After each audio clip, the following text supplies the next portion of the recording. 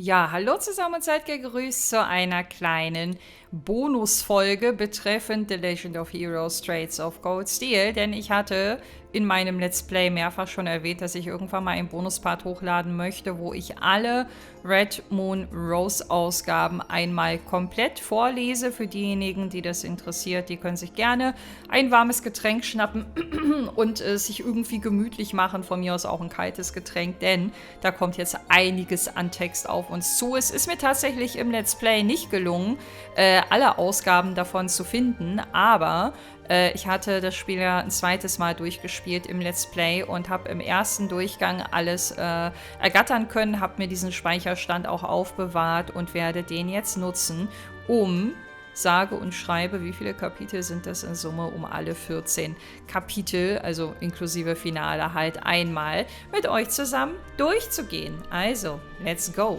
Chapter 1, The Red Moon. Our story begins in Erebonia during the Middle Ages, some 200 years ago. The War of the Lions had concluded in western Zemuria, and Emperor Drykos, a driving force behind its resolution, had been deceased for over a decade. The imperial capital Heimdall was a beautiful traditional city with rows of cheerful red brick buildings that had earned it the nickname the Vermilion Capital. In one back alley of the city, however, a solemn mood reigned. Soldiers in military uniforms paced up and down while a crowd of onlookers gathered to see what was going on. So, jetzt muss ich erstmal gucken, warte mal, wie ich hier... Hä, ich will nicht auf Chapter 2, ich will eigentlich mit dem Text nur nach unten. Das fängt ja schon mal gut an. Ich musste jetzt hier mal kurz einen kleinen Cut reinsetzen, weil ich erstmal gefühlt 10 Jahre gebraucht habe, um zu verstehen, wie ich hier die Seiten umblättere. Aber lasst uns starten. Chapter 1, The Red Moon. Our story begins in Erebonia during the Middle Ages, some 200 years ago. The War of the Lions had concluded in western Zemuria, and Emperor Drykos, a driving force behind its resolution, had been deceased for over a decade. The imperial capital Heimdall was a beautiful traditional city with rows of cheerful red brick buildings that had earned it the nickname the Vermilion Capital. In one back alley of the city, however, a solemn mood reigned. Soldiers in military uniforms paced up and down while a crowd of onlookers gathered to see what was going on. They clung to the edges of the scene, refusing to disperse no matter how many times they were asked. At the center of the commotion lay a young woman. Her skin was shockingly pale, as if not a drop of blood ran through her veins. On her neck, 2 dark red spots stood out in stark contrast to the pallid flesh. Seeing this, a middle-aged soldier let out a loud sigh and took out his pocket watch. It was just after 6. He gave a curt order to his subordinates to find out who she was, and the woman's body was swiftly carried away from the curious stares of the Gawkers. After watching her safely borne away, he noticed a younger soldier following the woman with his eyes as well. Alphonse, he tapped the young man on his shoulder. The soldier started seeming to realize that he was still on duty. Ah, sorry, Gerard. Oder Garrett oder so. Somewhat flustered, Alphonse adjusted his barrette, then hung his head apologetically. Though snapped from his reverie, it was clear that he still had something on his mind. I believe I've told you before to address me as Sir while on duty. I am your commanding officer, after all, Jared said jokingly.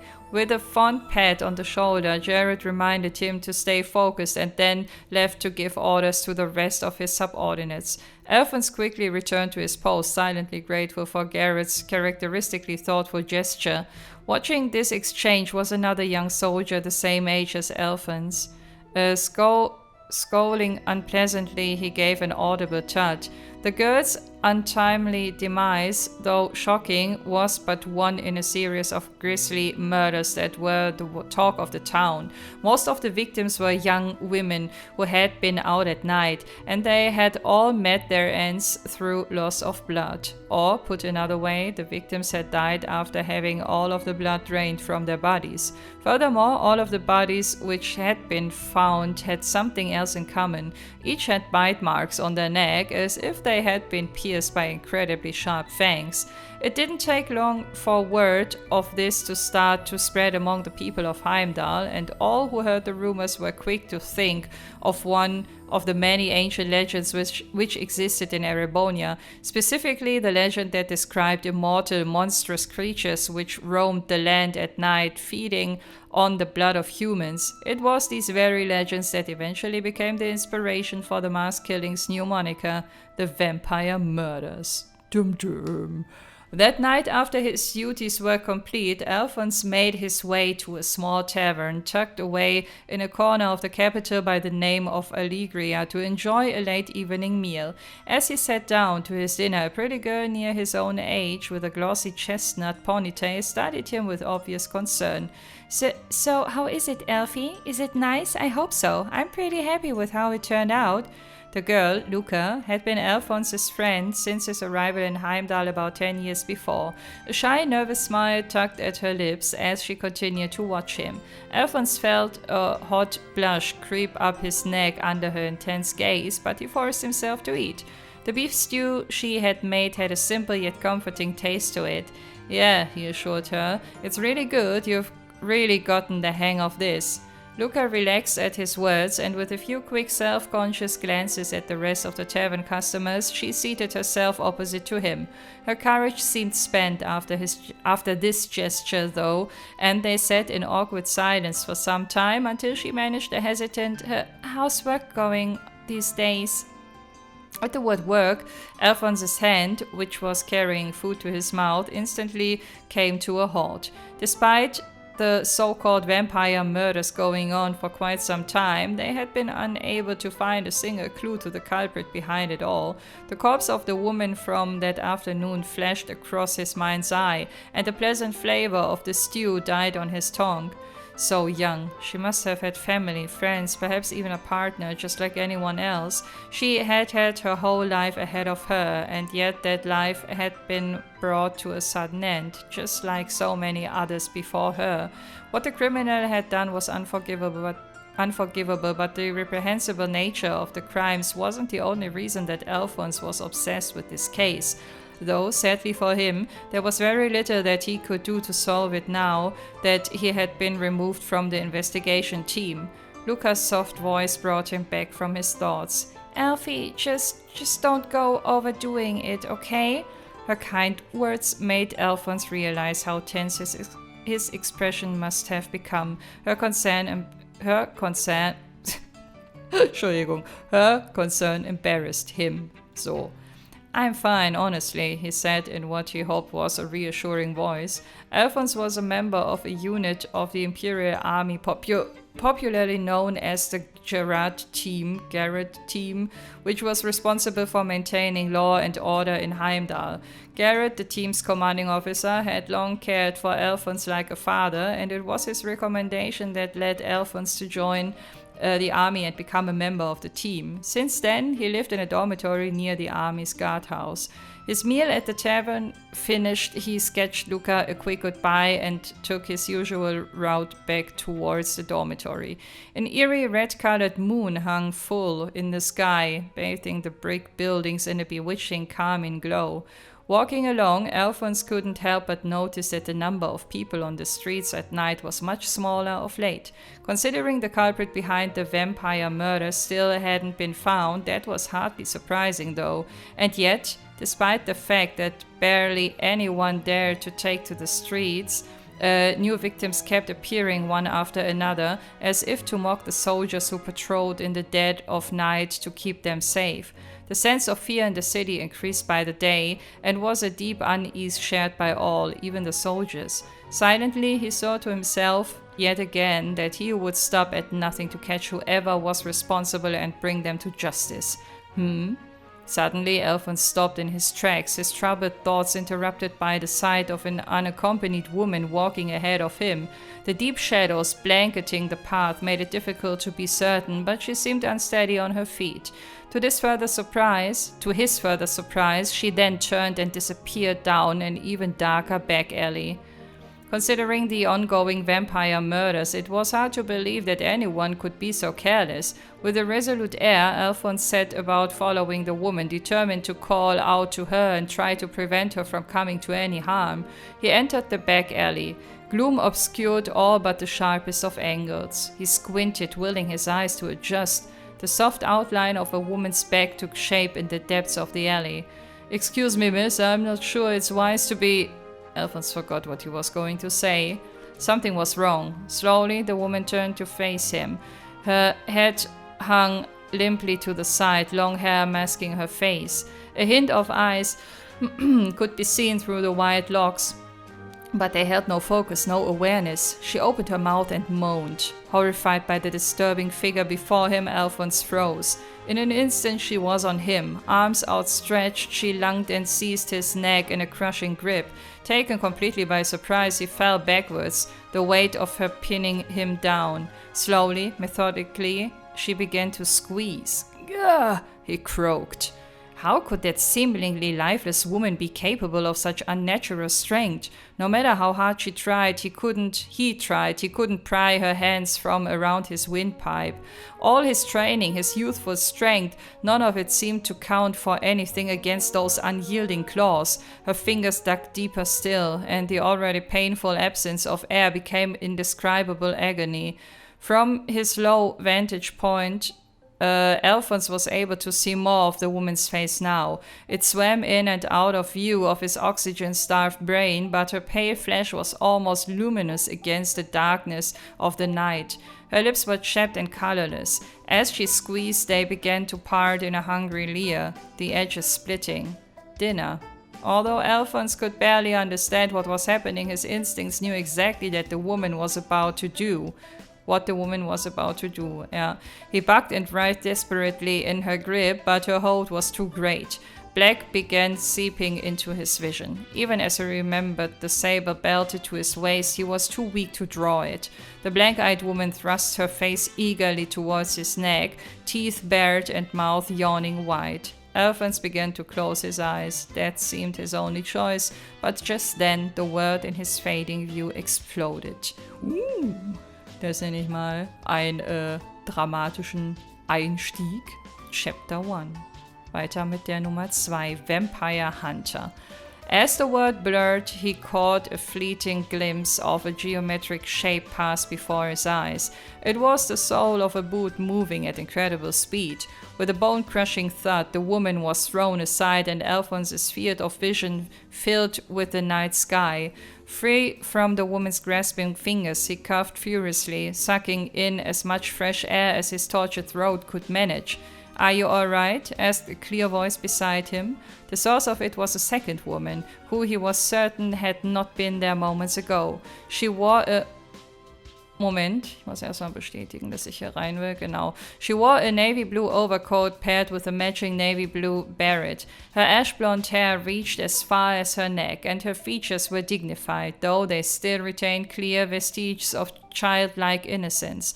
At a guess, she seemed to be roughly the same age as Alphonse himself. Wie alt ist er denn?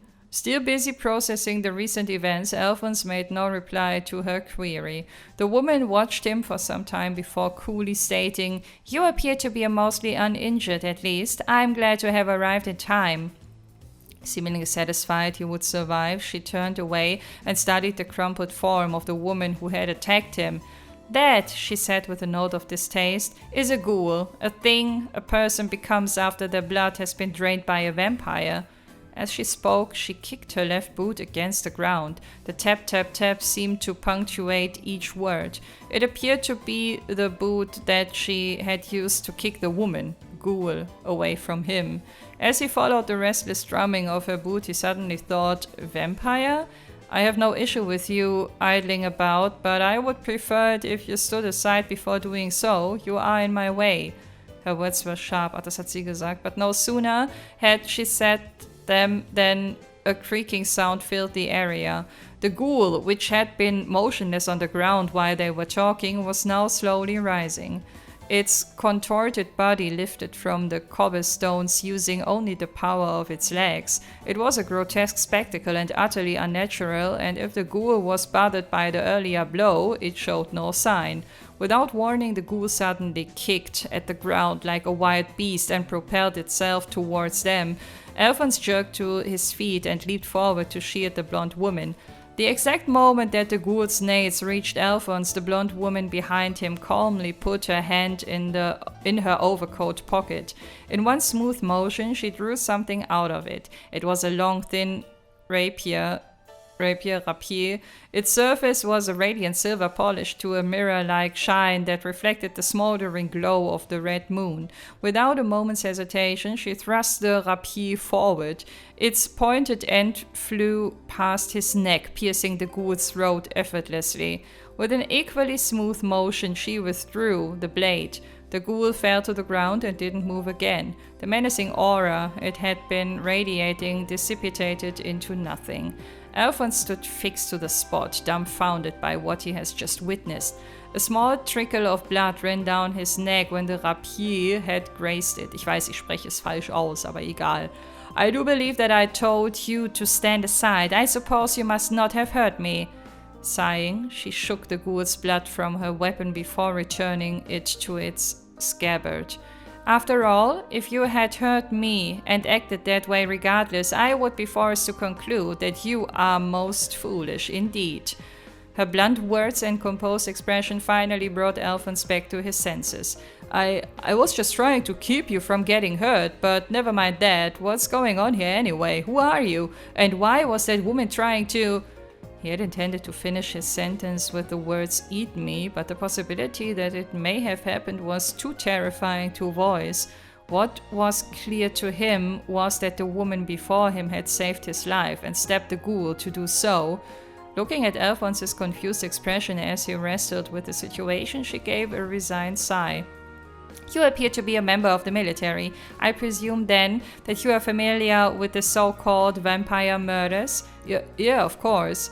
Well then, if I were to tell you that those vampire murders really are the work of a vampire, would you believe me? Alphonse gaped at her. What? Without answering, she turned away from him and walked over to the ghoul. Gently, she lifted it from the ground so Alphonse could get a look at the face. What had been a terrifying creature just moments ago was now a woman again. Her expression was completely peaceful. It was hard to believe she was the same woman who had attacked him earlier. Look closely here, the blonde woman instructed. She pointed at the corpse's neck, specifically at two red dots on its surface. They were completely consistent with the marks on all of the other victims of the vampire murders. It certainly looks like a vampire bite, wouldn't you say? She said this as if it was the most common sense thing in the world. Alphonse still looked puzzled, but she ignored him and continued. Humans who die as a result of having their blood sucked by a vampire become ghouls, who then try to feast on other humans. This sword, she said, tapping the scabbard, has been blessed by the church and is capable of putting them to rest. Her words brought the bizarre spectacle he had just witnessed back to the front of his mind. While he was interested in the church part of her statement, he had more pressing questions to ask. You're seriously saying that this was the work of a vampire? You really expect me to believe something so ridiculous? Whether you choose to believe it or not, it is the truth. A very unfortunate truth, but the truth nonetheless, she said in the same cool, disinterested tone. Alphonse struggled with it. The truth as she presented it beggared belief. And yet everything she said added up and seemed consistent. It was equally hard to believe that everything was a lie. He subconsciously touched his throat. The ache there only bolstered her position. He found himself willing to believe her. There's a vampire in the city, of that I am certain, and I, she continued, placing a hand on her chest, am here to put an end to it. A period of silence followed. Undeterred, the woman began to talk again. Still, this is not ordinarily a matter that laymen should be involved with, so I would recommend that you forget all that you have seen and heard here. And I would prefer, she added with a meaningful glance, if you kept all of this to yourself as well. She turned She turned to walk away. "Wait!" Alphonse called out to her. He swallowed, stood a little straighter. Will you allow me to help you?" The blonde woman came to an abrupt halt. She turned her head to look at him. It was clear that his sudden question had caught her off guard. Slowly, she faced him completely. "Well, I certainly wasn't expecting you to propose something quite that ludicrous, oder so, ludicrous. What could I possibly stand to gain by allowing you to help me?" Her tone was as sharp as ever, but Alphonse was unfazed. "Around 10 years ago, both of my parents were killed. They died the exact same way as the victims of the vampire murders." Shock showed through the woman's normally blank expression. Alphonse continued. "I don't remember much about that day, but there's one thing that I can't forget. One thing I'll never be able to forget." As he spoke, the memory returned vividly to him. Roughly 10 years ago, Alphonse and his family had lived in a village in a remote region of the empire. His father was a member of the army, serving in a unit stationed nearby, but it was an uneventful post and they lived a quiet life. It was as normal and peaceful an existence as one could have, until that fateful day when Alphonse returned from playing outside. It was then that he saw a sight that would never be burned into his memories. That would be burned into his memories, his dreams forever. There, in his home, he found the corpses of his parents lying in a room stained with blood. Their bodies had been drained and their necks were marked by strange bites. The incident was so unpleasant and bizarre that even then, there were those who believed that it was the work of a vampire. The army conducted an investigation but were unable to find any clues that would lead them to a suspect, and eventually the case was deemed unsolvable. Left with no living family, Alphonse was taken in by his father's best friend and fellow soldier in the army, Jared, and ended up living in Heimdall. If what she was saying was true and vampires really did exist, then maybe one was actually responsible for his parents' deaths. From the look on her face, it seemed she too thought that could be the case. Alphonse shook his head, though it was more for himself. "It doesn't really matter if it was the work of a vampire or not. I feel as though by solving this case, I'll finally be able to move on from what happened that day. That's why." Another long silence fell between them. The blonde woman seemed to be deep in thought, and Alphonse waited patiently for her reply. Eventually, she let out a short sigh.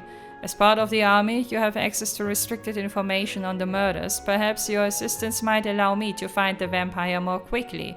She put her hand inside her coat and took out a short sword with the same silvery glow as the rapier she had used earlier. "This will allow you to fight against ghouls and vampires. If you'll be cooperating with me, I expect you to protect yourself."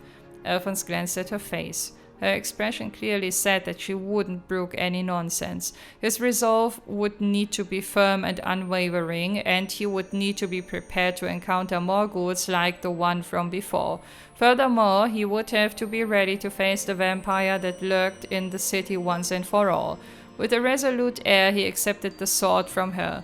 "My name's Alphonse, but everyone just calls me Al." The blonde woman... Ich musste gerade an Al Bundy denken, Entschuldigung.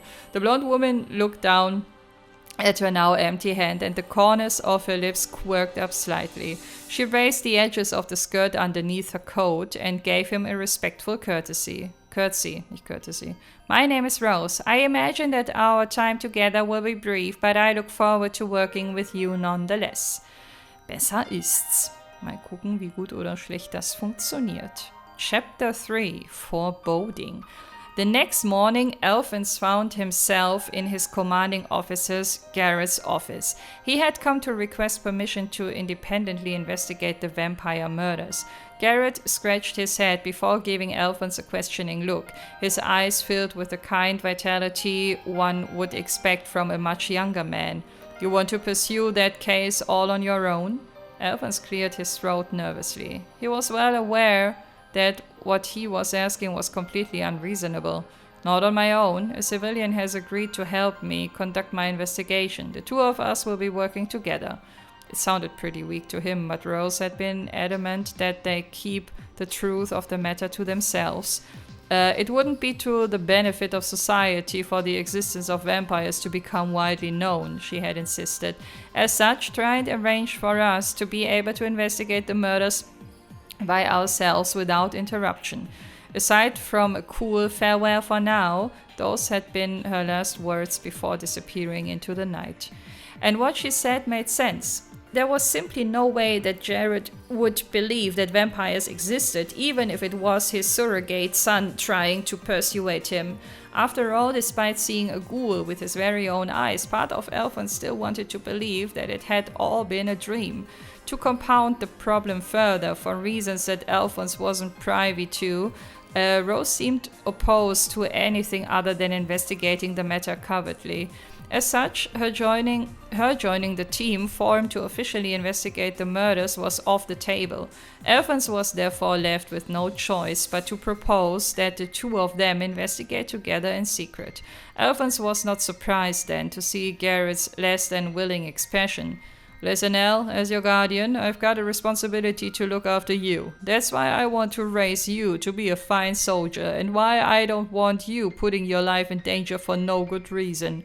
Alphonse flushed. He'd already been removed from the team investigating the murders, as well as taken off night patrol duty.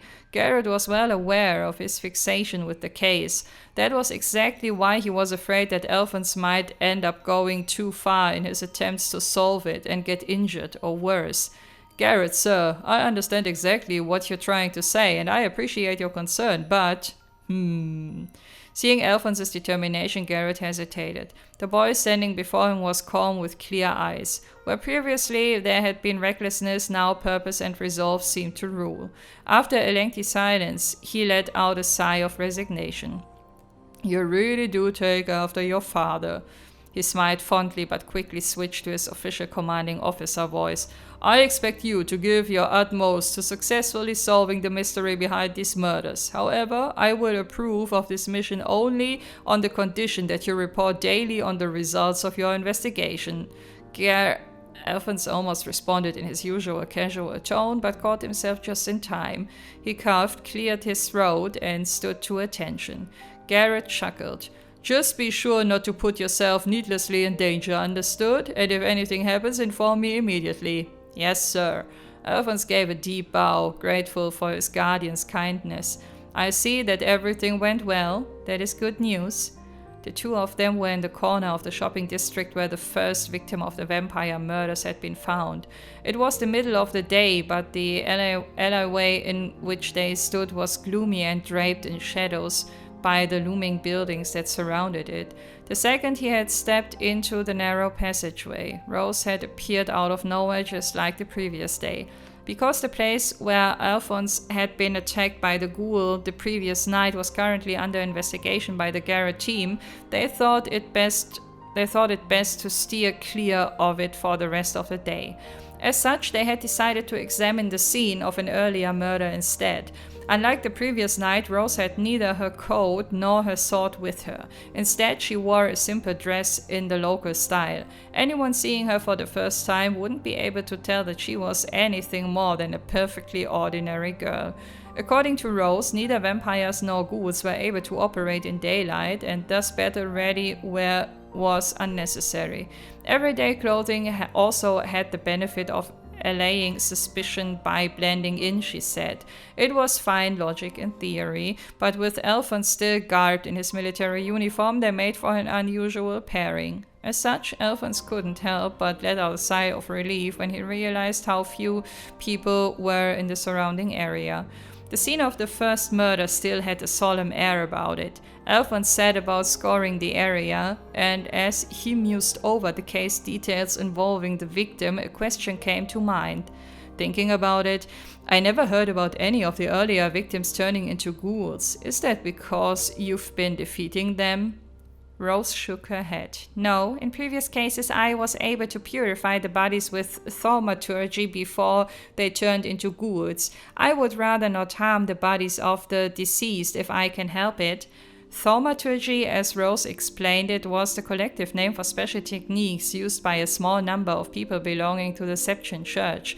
The power of thaumaturgy was also apparently the reason why Rose's rapier and Alphonse's short sword were capable of defeating ghouls and vampires.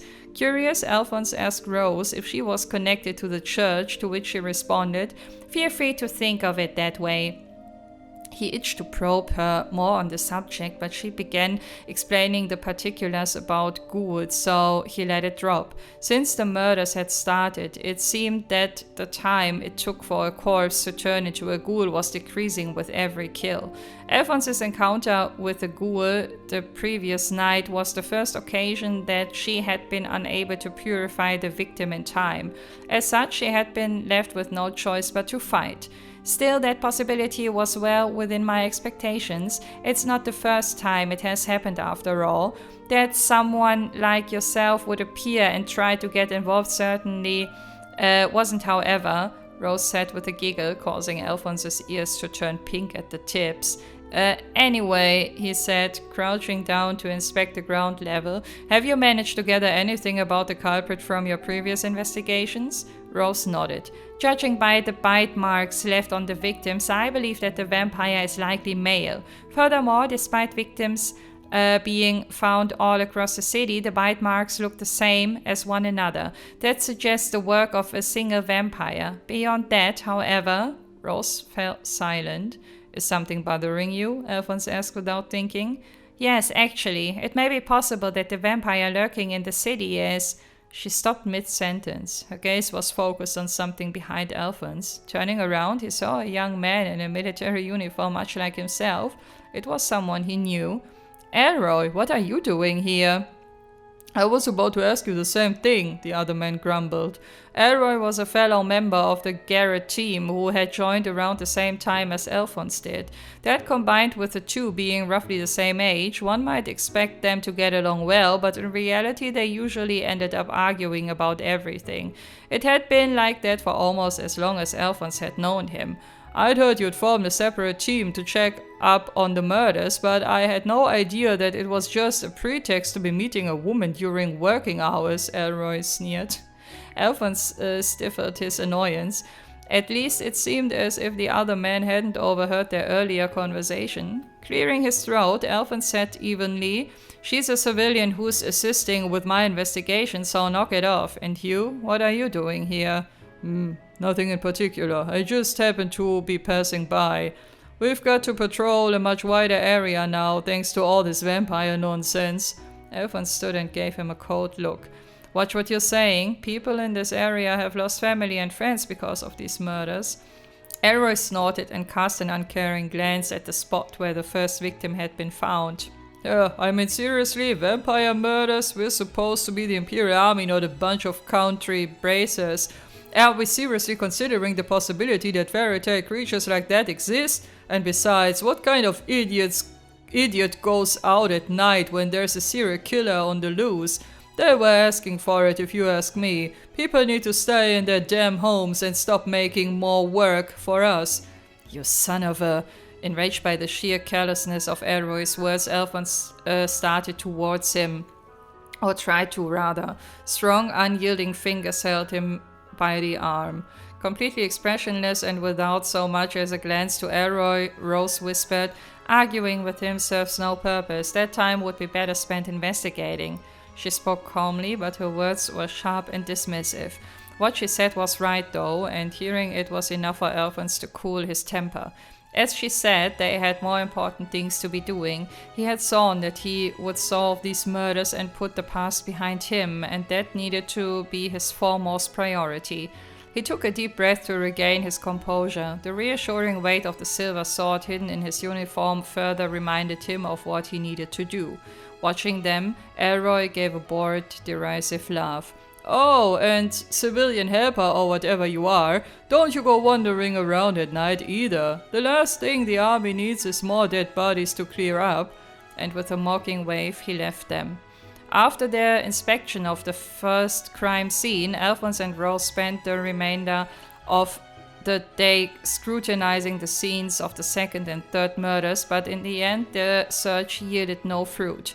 After reporting their progress to Gerard, he made his way to the Alle, where he had promised to meet Rose to discuss how they would proceed with their investigation.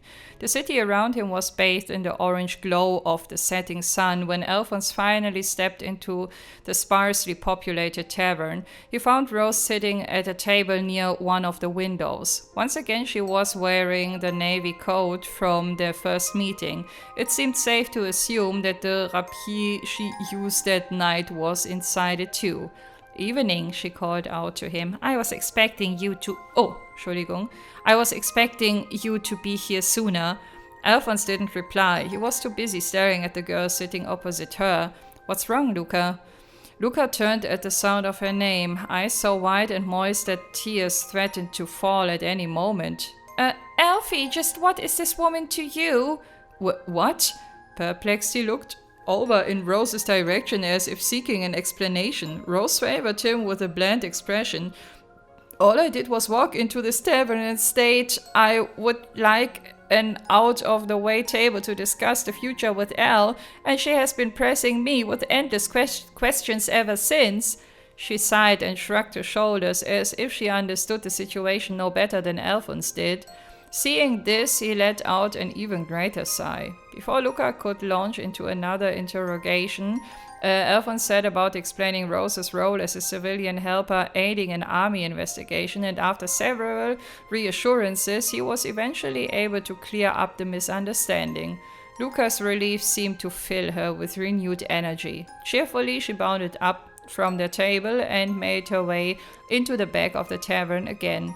With her departure, so too left the gazes of the other curious and amused patrons. Rose and Alphonse bent to discussing their investigation.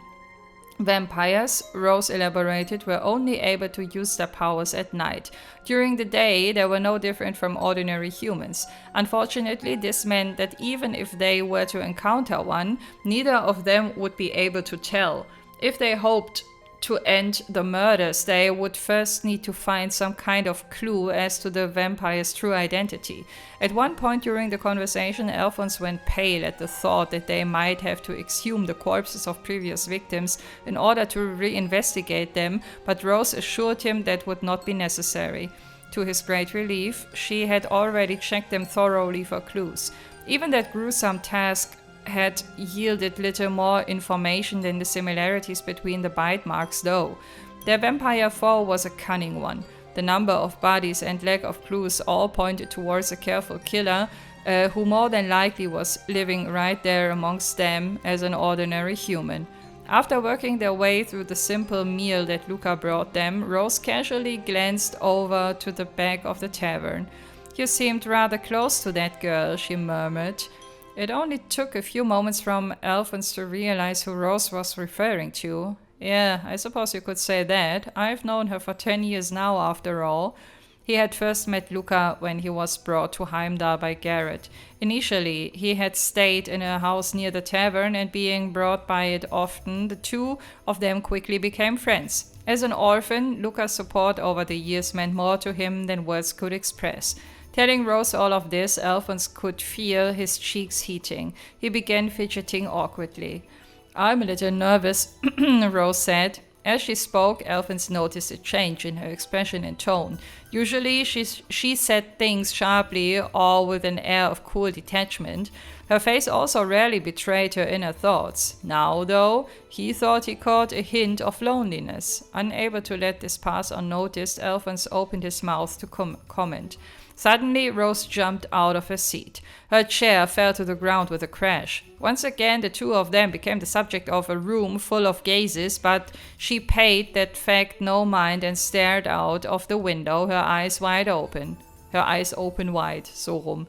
What is it? What's wrong? Alphonse, das hat er gesagt, sorry.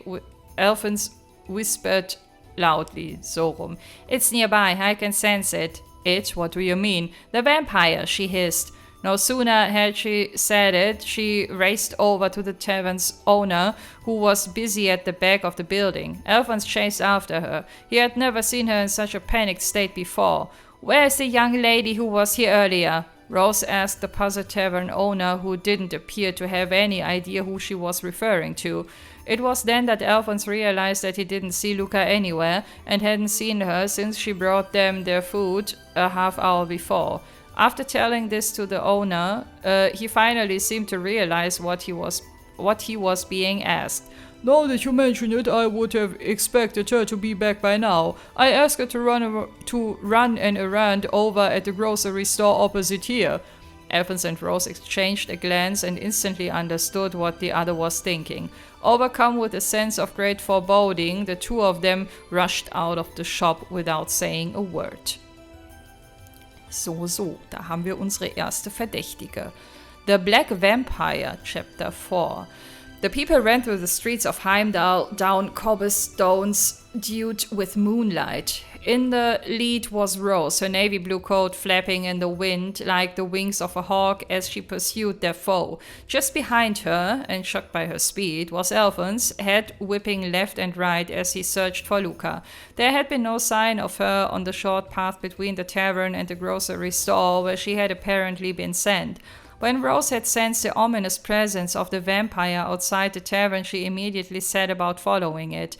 Alphonse didn't know what kind of trail she had picked up, but she flew down streets and narrow paths without hesitation, as if following a puppet's strings back to its master. To find his friend, they now followed the vampire, spurred by the terrible certainty that the two were connected. Eek!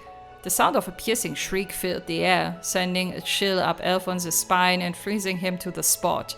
There was no mistaking its owner. It was Luca's voice. There was no mistaking its owner. It was Luca's voice, okay. Luca, Alphonse cried, where are you?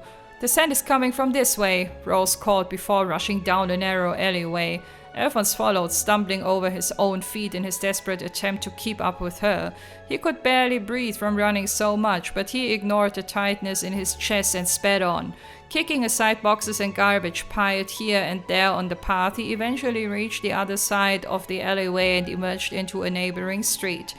In it stood someone or something. It was draped in a black overcoat, the upper half of its head wrapped in a large cloth.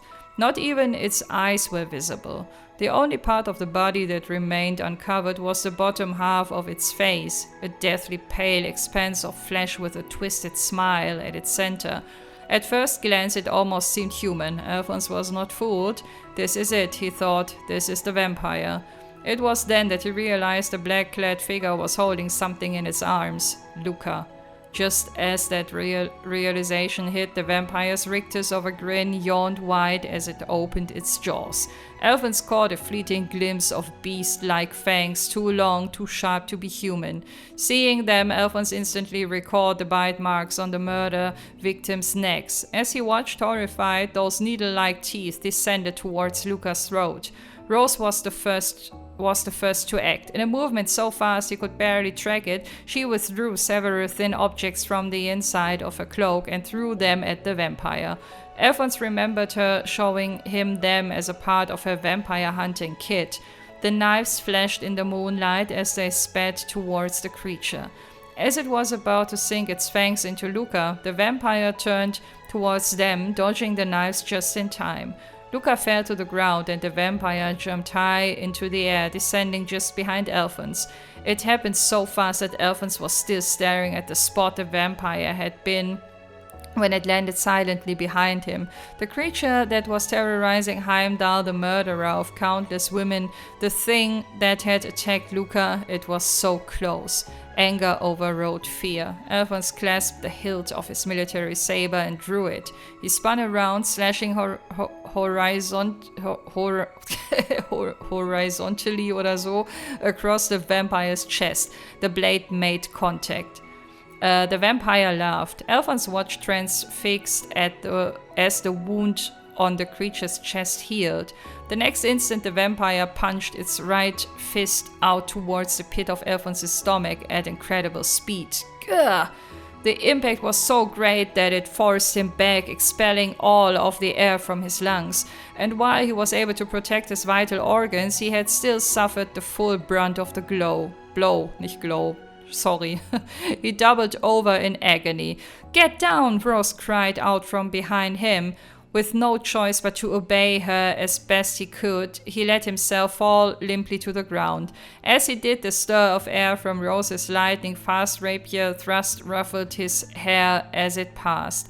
The vampire didn't laugh this time. Perhaps sensing danger from the rapier's silver radiance, it threw up its left arm in defense. The blade pierced flesh, and Rose followed through with her strike, skewering the limb right through to the other side. The tip stopped just before reaching the creature's chest. White smoke poured from the wound. Unlike Alphonse's earlier attack, it seemed Rose's had actually been able to damage it. Rose tried to move the sword, but it was stuck fast. The vampire smiled again. So you must be the vampire hunter responsible for sealing those ghouls. She ignored him and tried the sword again. Das war eigentlich eine Männerstimme, das war gerade falsch. Wir haben ja gelernt, das war vermeintlich ein männlicher Vampir. I had heard that many of my brethren had fallen at the hands of a vampire hunter, he continued in a low, sibilant voice, but I certainly did not expect the hunter in question to be a mere girl.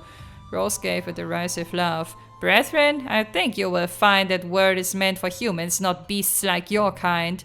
The vampire hissed, and she bared her teeth at it as they both fought for control of the sword.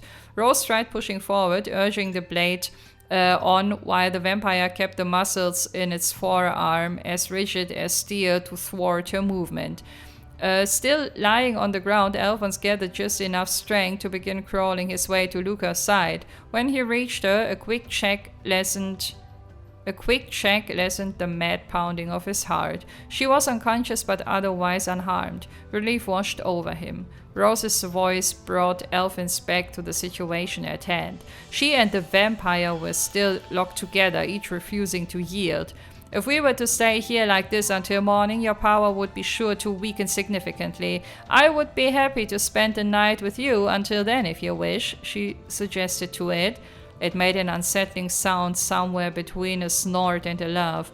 I'm afraid I will have to refuse your kind proposal, my beautiful lady. Not least because thanks to you and your pitiful human friend, my evening meal has been rather spoiled. As it uttered those words, the vampire's outline began to blur. Alphonse blinked rapidly, trying to clear his vision, but it was no trick of the shadows. The creature's form was dissipating into a fine black mist. Though its mouth was disappearing like the rest of it, its voice somehow carried on. Should either of you ever seek to disturb my dinner again, I hope you are prepared for the consequences. And then it was gone. Silence fell. Gradually, Alphonse got used to the pain in his chest from the vampire's blow. He counted it good fortune that he'd only lost his breath and not broken any bones. With a final steadying wheeze, he hoisted the unconscious Luca on his back and rose slowly to his feet. I guess that's not the end of our vampire then, he said unhappily. Rose was inspecting her sword for damage. Finding none, she returned it to its sheath. Turning their body to mist is one of the many abilities vampires have. It escaped from us this time, but I expect that it will take some days for its left arm to heal. At the very least, I think it's safe to assume that no one else will be attacked tonight. It sounds like vampires are unbelievable foes to be up against. That's a relief though, at least. Still, he added, you're pretty unbelievable yourself.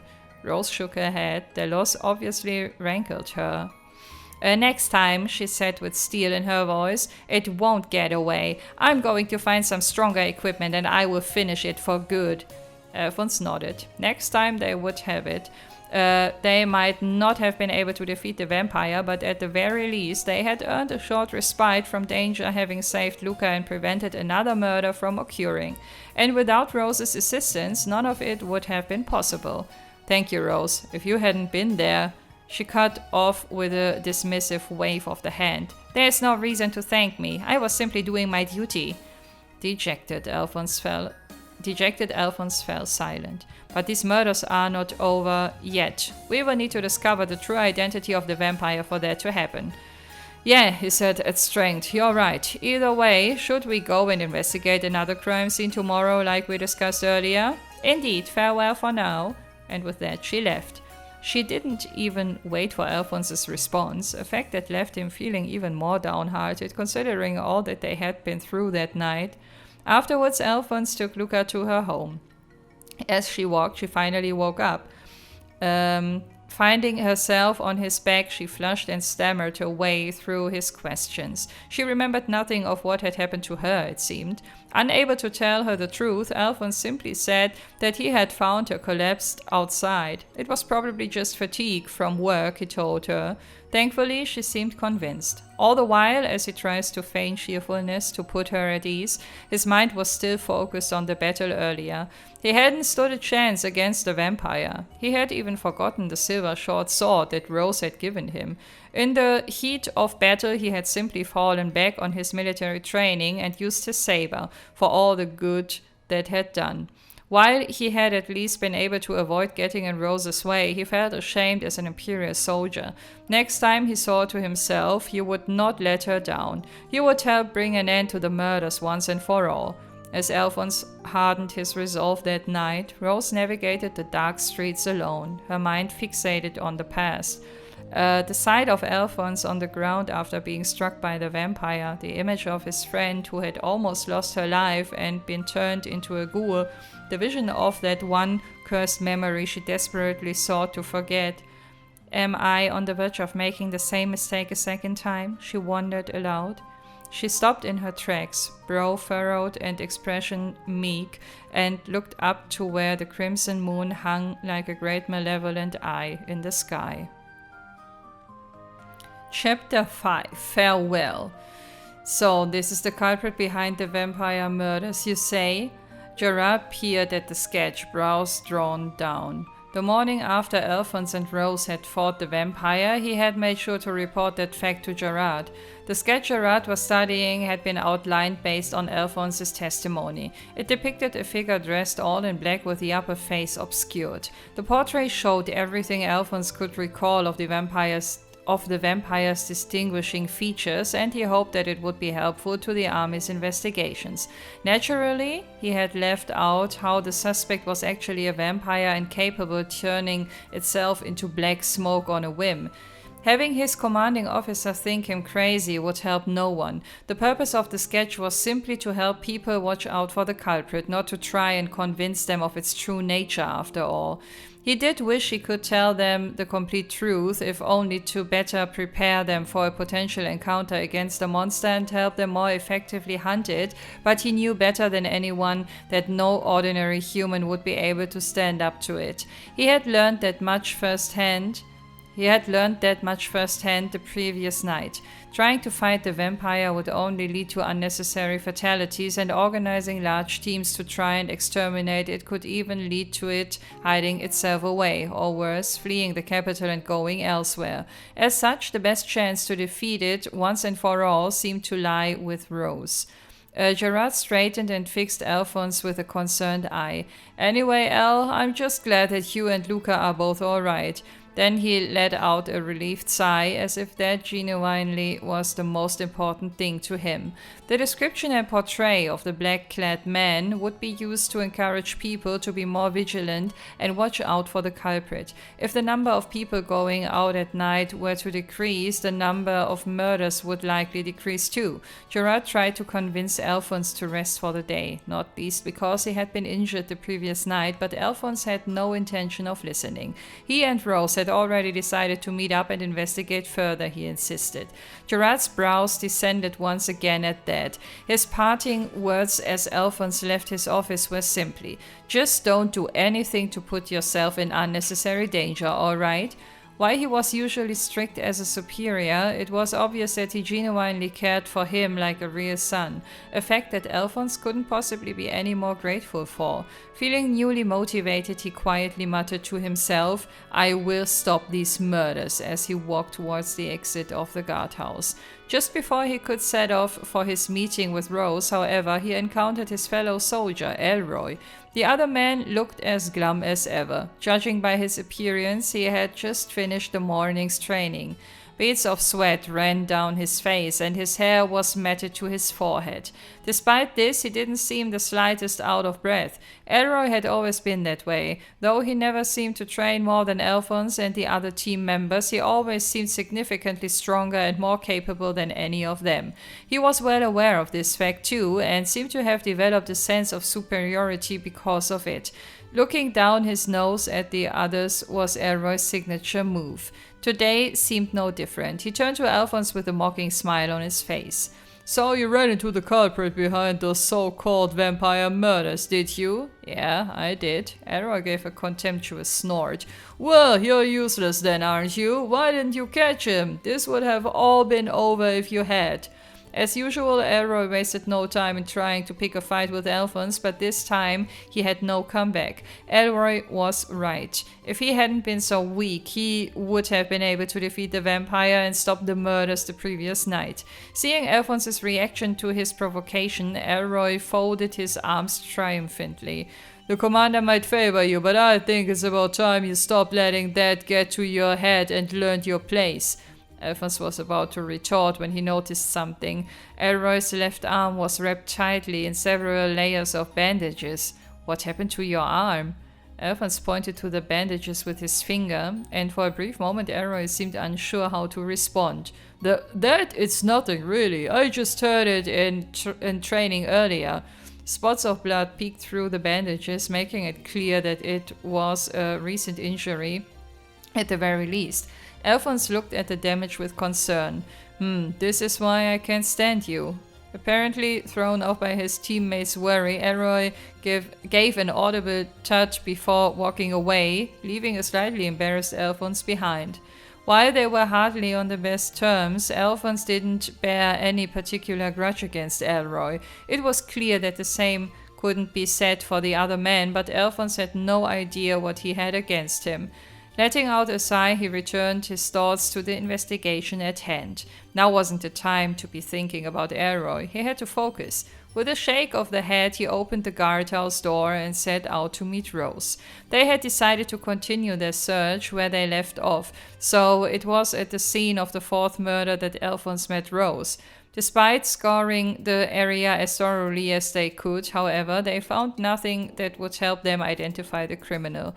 Eventually, Rose stopped to think for a while before proposing that they make their way to the street where they had encountered the vampire the previous night and search the scene there. Alphonse agreed.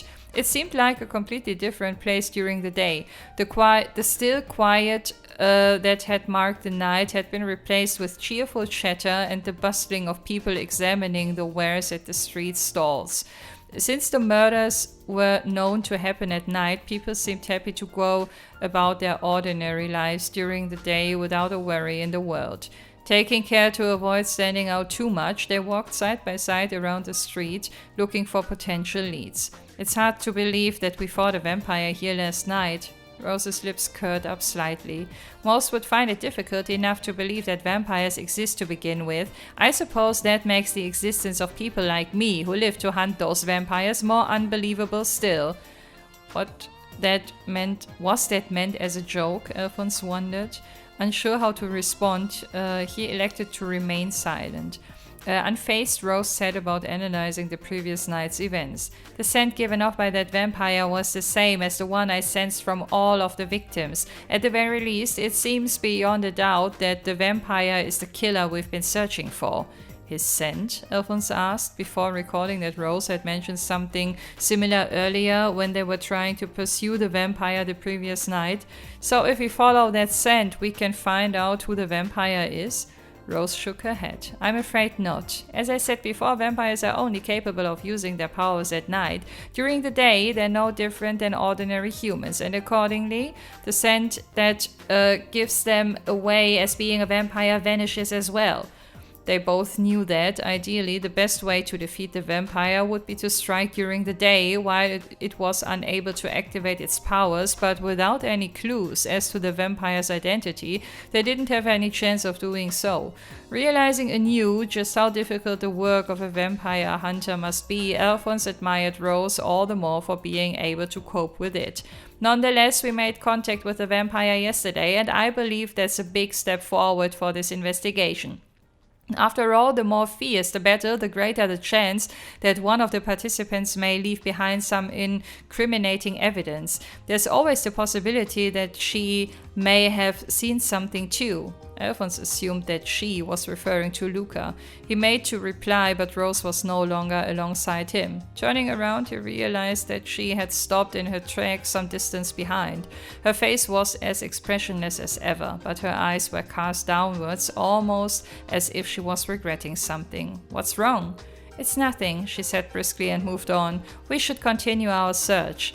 They set about combing the streets for any remnants of their battle. At one point, Rose suggested that they split up to cover a wider area, but even after doing so and reconvening to discuss their findings, or lack thereof, they found themselves no closer to pinpointing the vampire's true identity than they were the previous day. The hour had grown late, and the sun was beginning its slow descent in the sky. The warm glow of its fading rays deepened the red hue of the bricks even as the shadows cast by their sturdy walls lengthened. Alphonse ground his teeth in frustration. All this searching and not a single result, damn it! Rose had said that the vampire's power had been increasing over time. The previous night's battle had shown that she was capable of competing with it for now, and it was that fact that had allowed them to save Luca, but there was no guarantee that would always be the case if it continued to claim more victims and grow stronger. Seeing Alphonse's vexation over their lack of progress, Rose spoke. "Nothing will come from being too hasty. We each have our tasks. All we need to do is complete them." He nodded, knowing full well that she was right, but it was hard not to feel bitter about their lack of headway all the same. As he needed to go and report the results of the day's investigation to Gerard, they agreed to part ways for the time being. Alphonse proposed that they meet again at the tavern, like they had the previous day, but Rose refused his offer. "I'm afraid I have business I must attend to with the church." "Oh, okay. I was really hoping we'd be able to patrol and keep an eye out for the vampire again, though, since you're the only one who can sense its presence." Considering what had happened the previous night and the increasing occurrence of the murders, remaining vigilant for the vampire was of the utmost priority. Or at least that was Alphonse's thought on the matter. Rose didn't react to the disappointment in his trailing words. Instead, she merely replied that she'd watch out for it alone before excusing herself with a solemn farewell. There was a pause in which it seemed as if she wanted to say something else, but then she curtsied deeply and disappeared from his sight. Alphonse watched her go with an uneasy feeling in his gut. Something seemed off about her behavior. Unable to work out what it was, however, he was left with no choice but to watch her walking away into the distance. That night, Alphonse made his way to the tavern after giving his report to Gerard. Rose may have refused his offer to meet there, but he still wanted to look in on Luca after what had happened to her the previous day. "Oh, hello, Alfie!" Luca was quick to spot him, and she showed him to a seat at the empty counter. So rum. After squaring his earlier bill from the dinner with Rose with the tavern owner, Luca excitedly came over to take his order. Seeing her smile and chatter as energetically as ever, Alphonse felt relieved. He had been expecting and fearing a more subdued demeanor from her. Watching demeanor? Keine Ahnung. Watching her, he couldn't help but think how close she had come to losing her life. And for a pathetic reason like feeding a vampire, just the thought made his blood boil. Alfie, are you okay?" Her nervous question made him realize that his anger must be showing in his expression. He quickly put on an awkward smile and set about eating to avoid having to explain anything. After a few bites, he felt himself calming down and gave her a more genuine smile. I'm fine, honestly, but never mind me. You haven't managed to recall anything about what happened last night, have you? She shook her head. Sorry, I wish I could, but I can't remember a thing. He hadn't really expected her to, but he was still slightly disappointed not to be able to gather any new information. Rose had speculated that the shock of seeing the vampire had caused her to subconsciously block out any memory of what had happened. As such, it didn't seem particularly likely that she would be able to help them find out the identity of the vampire either. He sighed. Luca, meanwhile, was desperately trying to remember something, anything, that would allow her to be of service to him. After mulling over it for a time, she suddenly let out an "ah" sound. It doesn't directly relate to what happened yesterday, but that person you know was here earlier, on her own too. Alphonse was momentarily puzzled. Who do you mean? You know, Luca prompted with a swish of her hair, the girl you were with yesterday. It suddenly dawned on him who Luca was referring to, but Rose had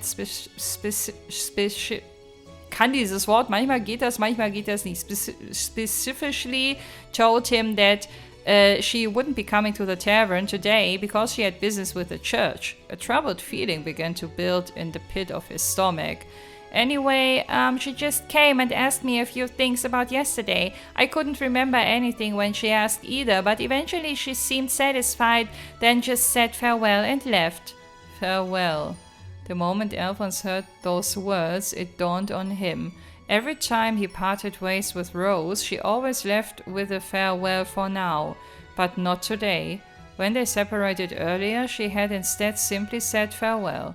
He had thought something seemed off about her at the time, and it was then that he realized that was the reason. After that, she must have come to the tavern where she was able to discover something from Luca. But if that was the case, what would she try to do next? Alphonse fairly jumped out of his seat, half of the food still left on his plate, and dumped enough MEHR to pay for the meal hurriedly onto the table. Al? Luca goggled at him. Just keep the change. It was his second feeling of great foreboding in 2 days, and the first had been downright deadly. He rushed out of the tavern as fast as his legs would carry him onto the streets of Heimdall. The sun had long since set, and the deeply shadowed streets welcomed him into their murky depths. Weiter geht's. Chapter 6. Bloodstained Rose. The city of Heimdall was deathly silent. During the day, word had been spread throughout the populace from Gerard's team regarding the culprit behind the vampire murders. Knowing specific details about the perpetrator instilled an even greater sense of fear into the people of the city, making them even more wary of stepping out of their homes at night. That the streets would be empty was an inevitability, and yet, on one dark avenue in the city, a petite woman walked alone, as if to defy all of that. She wore a plain, undecorated dress, and from all appearances belonged to the middle classes. She walked quite quickly, the sound of her shoes against the ground echoing loudly in the empty streets. Her arms were wrapped tightly around her chest, almost as if embracing herself, and she was hunched forward, clearly afraid of something. Of course, it was perfectly natural for her to be afraid, considering that the majority of the victims of the city's serial murderer were young women like herself. She looked around restlessly, carefully surveying her surroundings for signs of danger before disappearing down a dark alleyway. The faint moonlight illuminated her profile as she turned the corner and cast a long shadow behind her, which slowly and silently began to enlarge. Gradually, the silhouette extended upwards, the inky depths taking the shape of a man. It loomed behind her. The figure was swathed all in black, with the top half of its face covered. The bottom half remained exposed, revealing a wicked grin and sharp pointed fangs. It was a vampire, a creature of legend. It stood silently behind the woman, very much real despite its supposed mythological standing. From the sable folds of the cloak swaddling its body, it slowly extended a pale hand. The fingers stretched forward. Sharp, pointed nails gently swept aside the woman's shoulder-length blonde hair. The tips brushed the back of her neck almost caressingly. The second they did, though, it seemed to sense that something was wrong. Its prey was behaving oddly. It hadn't expected the frail creature before it to put up the slightest resistance. She should have frozen at its touch or given in to despair, having no choice but to succumb to the inevitable and have her blood drained. What it felt from her instead, however, was defiance and danger. This woman was no prey. Hunter had met Hunter. The creature tensed, ready to leap backwards. Too late, it realized another threat radiated from directly beside it. There was no avoiding it. The sound of paving stones cracking resounded in the still night, and its outstretched right arm was suddenly shredded by numerous sharp objects.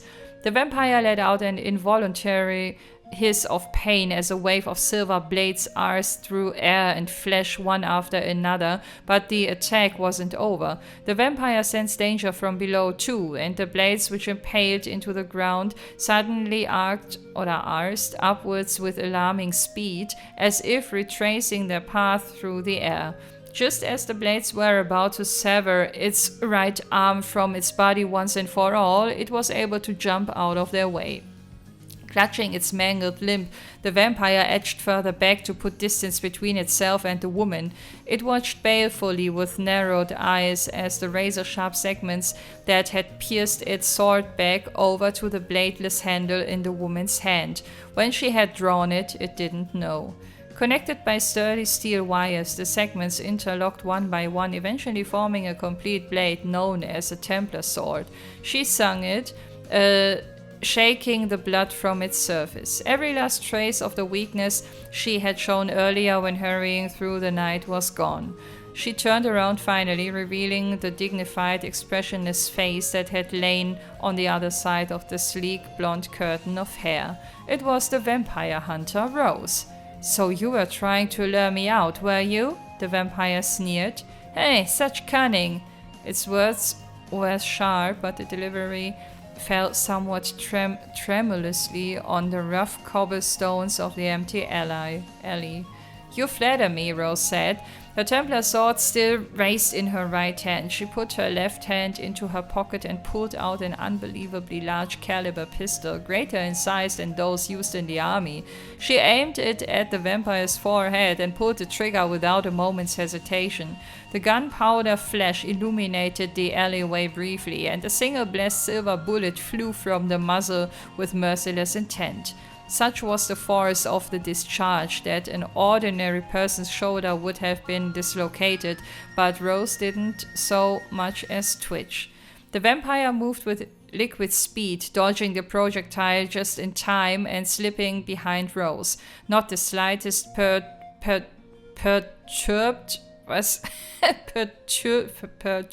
keine Ahnung, by its change in direction. Rose moved as well and kept the pistol focused on the creature, tracking the vampire's every movement. "You're quite adept at fleeing, if nothing else," she said coolly. Coolly? Warum mit 2 L? "Would you," oder Collie, keine Ahnung. "Would you prefer I did something like this then?" the vampire asked. As it spoke, it fluttered the black garments it was draped in, and they began to expand, the folds stretching to impossible size before her eyes. Pitiful moans echoed in the dark depths. Rose watched with narrowed eyes as a number of ghouls crawled out from within, as if emerging from thin air. 5, 6, 7. Eventually, she counted 10 in all. It hadn't even been 24 hours since their previous battle. The vampire couldn't possibly have attacked that many people in that time. Rose's mouth tightened. "I see, and here we believe the reported murders to be the only victims, but that wasn't the case at all. You were abducting others who had no living relatives to notice that they were gone and keeping them locked up somewhere, weren't you?" "Precisely. With a vampire hunter on the loose, I had to make sure I had some food in reserve. I'd rather not run the risk of going hungry, you see." "The very thought Entschuldigung, makes me feel physically ill," Rose replied quietly. With a vicious yank, she tore the dress she had worn as a disguise from her body. Underneath it, sturdy leather clothes designed with mobility in mind were revealed. Attached to them were numerous belts holding large guns, knives, and other anti-vampire weaponry in place. It was clear at a glance that she was well prepared for battle. The sight of Rose's arsenal coaxed a sickly smile from the vampire. "Go forth, my minions!" And with a wave of its pallid hand, the ghouls leaped forward. "Where are you, Rose?" Alphonse shouted between pants as he ran back and forth across the city, desperately searching for her. Try as he might, though, he could find no sign of the blonde woman. Even his fellow soldiers patrolling the streets had seen nothing. Alphonse has a very specific reason for pursuing this case, and he didn't intend to lose this opportunity to put the past behind him. That was what led him to propose that he and Rose work together, a proposal which she had accepted. And yet, despite all of that, she was trying to fight the vampire all on her own. It was too risky even for her. His mind was full of worry for her, and that fear conjured forth the image of his parents' dead bodies. Never again. He never wanted to see a sight like that again. Wishing over and over again that Rose was still alright, he raced on, and it was then that he heard a sound that caught his attention, the clash of battle. As soon as the noise reached his ears, he quickly surveyed his surroundings. The source seemed to be an alleyway nearby. Without a thought spared for his own safety, he charged into the alleyway. There, an unbelievable sight met his eyes. Two ghouls lunged at her. Sheathing her Templar sword into its scabbard, Rose drew a second large pistol in its place. The ghouls swung their fists and racked nails towards her with inhuman power, but she dodged them gracefully.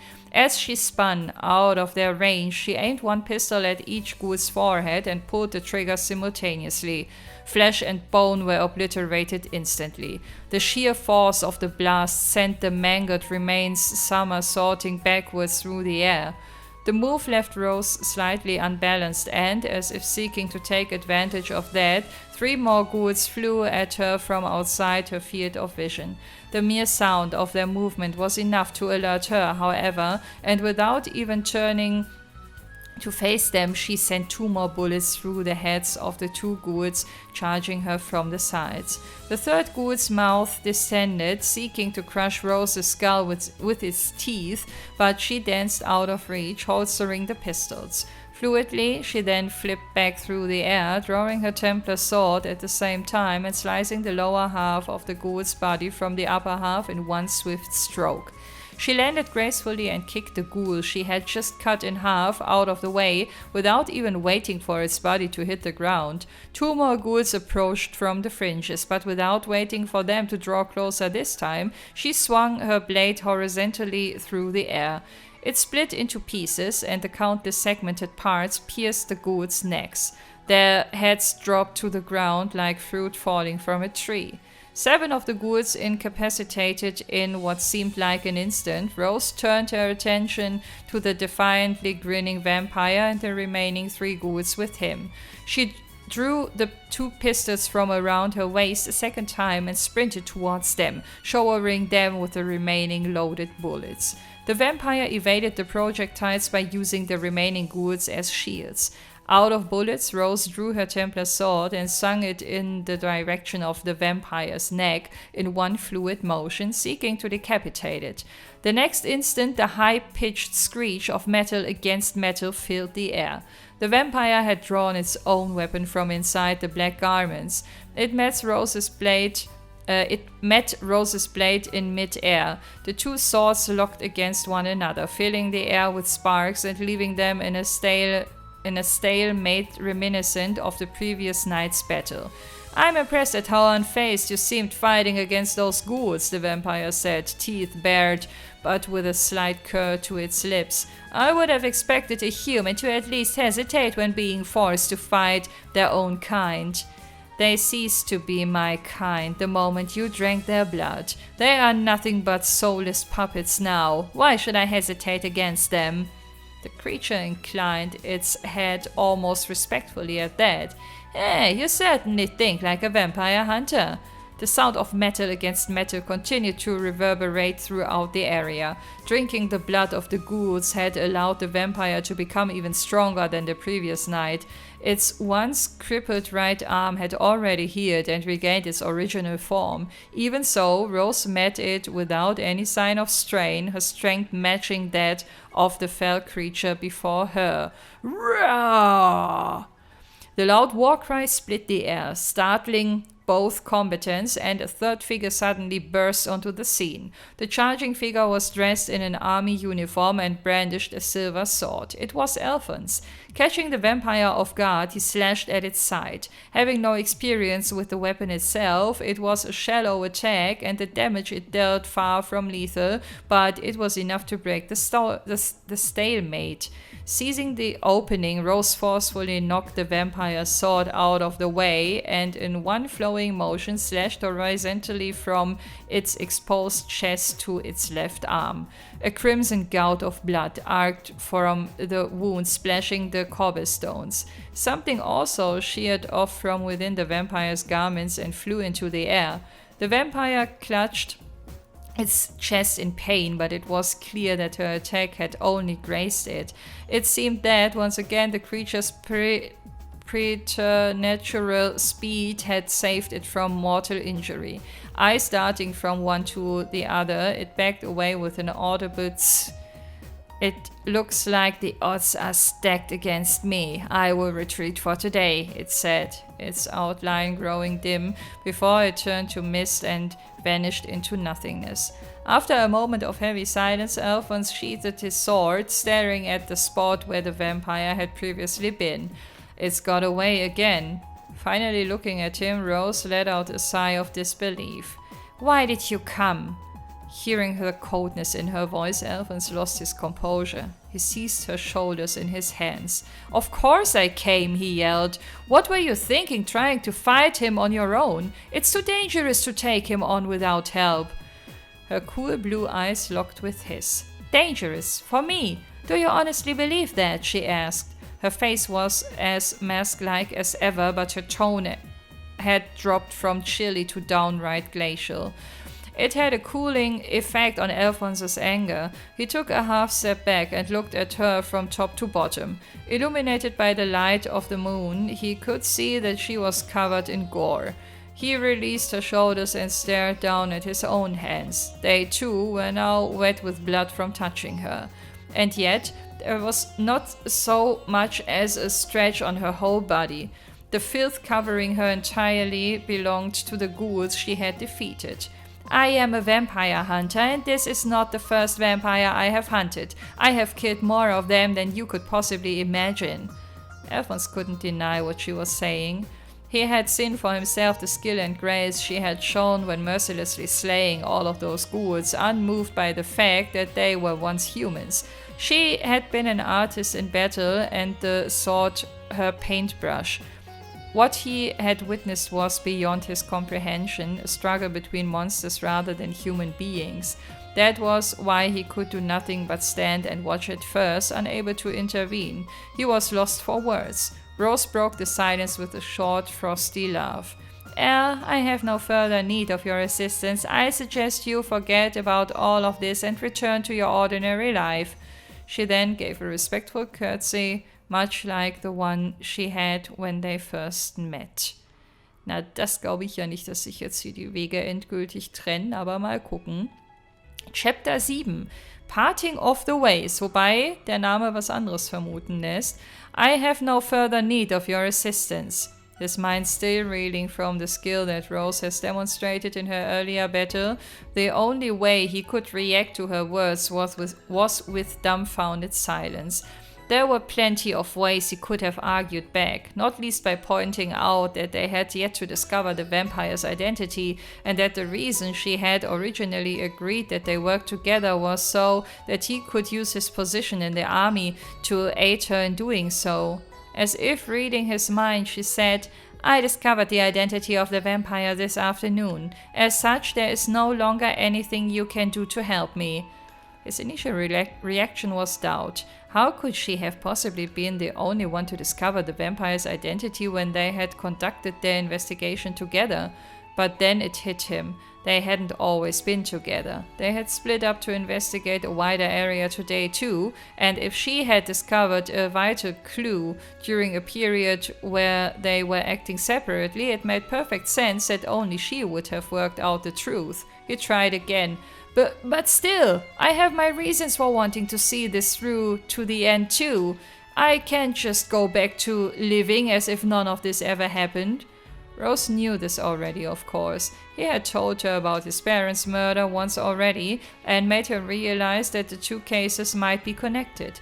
She sighed, her reaction making it perfectly clear that pointing that out would do nothing to change her mind. She met his eyes again, unwavering in the slightest as she said, "Then allow me to put my position to you more bluntly. You are not a help, you are a hindrance." It was as if a sharp blade had pierced his chest. Her words left him shocked and speechless. She continued, "I would have thought that anyone who looked around would be able to realize that this is not a matter that ordinary people can or should involve themselves in." As she spoke, she gestured in the directions of the ghouls, or rather human corpses that were once ghouls, littering the surrounding area. Some were riddled with bullet holes, some had smashed skulls, some had no heads at all. Her words caused Alphonse's memory to return once again to the battle he had witnessed. Even if he had tried to intervene earlier than he did, would he have been able to do anything? No. On the contrary, it was easy to imagine him getting into Rose's way, becoming a liability and interfering with her ability to fight. Alphonse looked down at the ground dejectedly. It was galling to hear and realize that he might be useless in this. Rose opened her mouth to continue, her gaze somewhat distant. "A long time ago, I tried to pursue another vampire with the help of a civilian just like you. I was hesitant at first, but after he insisted so vehemently, I eventually accepted." Alphonse looked up, stunned at what he was hearing. He had assumed that he was the first person to offer to assist her. "He was killed by the vampire we were pursuing. After that, the vampire disappeared, never to be seen again." It was clear by the pain in her voice that for someone whose life revolved around killing vampires, there could have been no worse outcome. "Of all the jobs I have undertaken, that was my worst failure and the most terrible stain on my record. I will not allow something like that to happen again. As such, I have always tried to keep you at arm's length. All I wanted from you was for you to make it easier for me to conduct my investigation and find out what I wanted to know. I was just using you all along." She continued on, telling him that everything had gone the way she hoped it would, perhaps even better. Thanks to his contribution, she had been able to discover the identity of the vampire, and the army was able to find out what it looked like, helping them to keep people off the streets and allowing her to successfully lure the vampire out. For that, at the very least, she was grateful.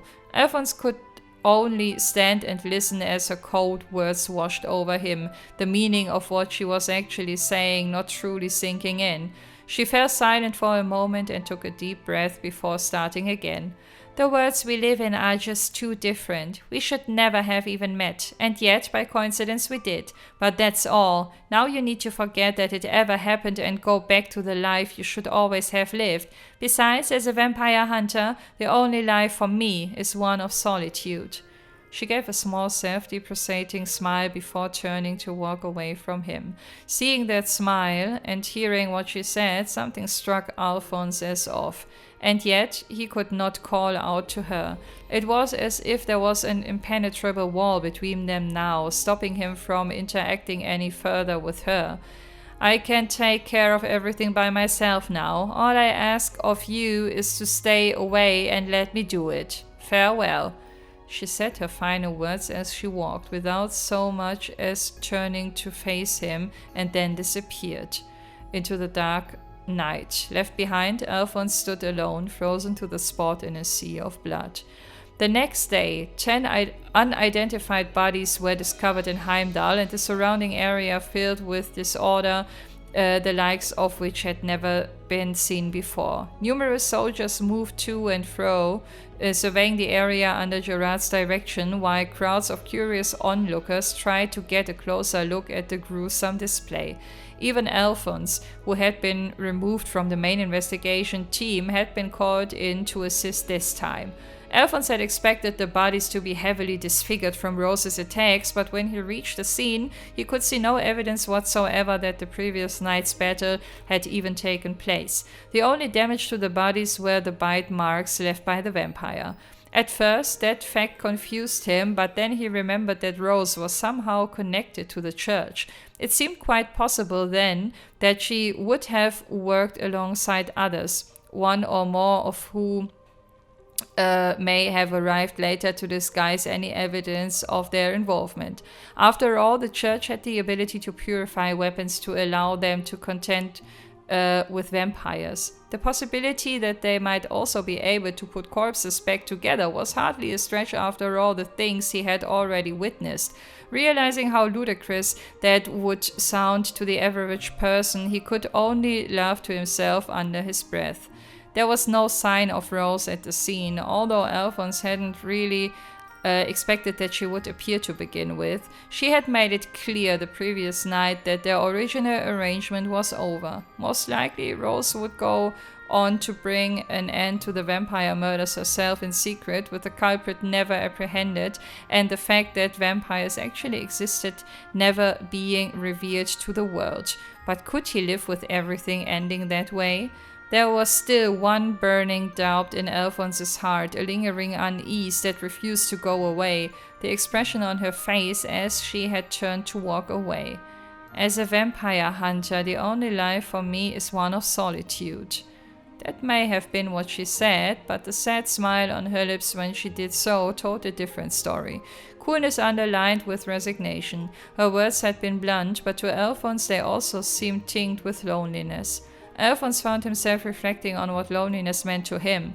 It was a feeling he was all too familiar with after losing his parents. In the blink of an eye, he had been left with no one who cared for him, no one who would be kind to him, no one who would look out for him.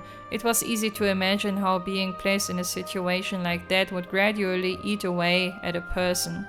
Fortunately for Alphonse, his father's friend, Gerard, had held out a hand of salvation to him, and he had later met others like Luca who cared for him, and he for them. It was thanks to them that he was able to free himself of this loneliness that may have otherwise consumed him. Nonetheless, the experience had taught him exactly how painful living like that could be, and that humans could not completely live alone. Rose, however, had said that living in solitude was the only life for her. But did she honestly mean that, or did she really long to break free from it, yet something was stopping her from doing so? With the memory of his own experience still painful even after all those years, Alphonse couldn't stop wondering. That was when he made up his mind. He wouldn't just leave things as they were. Rose may have cast him aside, but he had long ago decided what he needed to do to put the past behind him. And no matter how much danger he risked doing it, or how much she tried to stop him, he was determined to see it through to the end. If that meant he might be a hindrance to her, so be it. This was his fight as much as hers. Alphonse shook his head furiously from side to side, as if to divest himself of the doubts and hesitations that had been filling his mind since the previous night. Focusing on the task at hand, he set about frantically investigating the area. That, he felt, was the only way for him to be able to stand shoulder to shoulder with her. Time dragged on as the search continued, and the receding rays of the setting sun began to blanket the scene in warm apricot hues.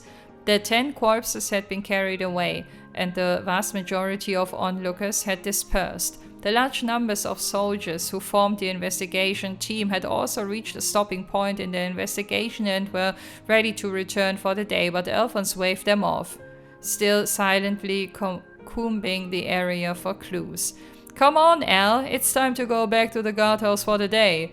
The concern in Gerard's voice was obvious, but Alphonse only spared him a tired smile. "Sorry, sir, just let me look around a bit longer."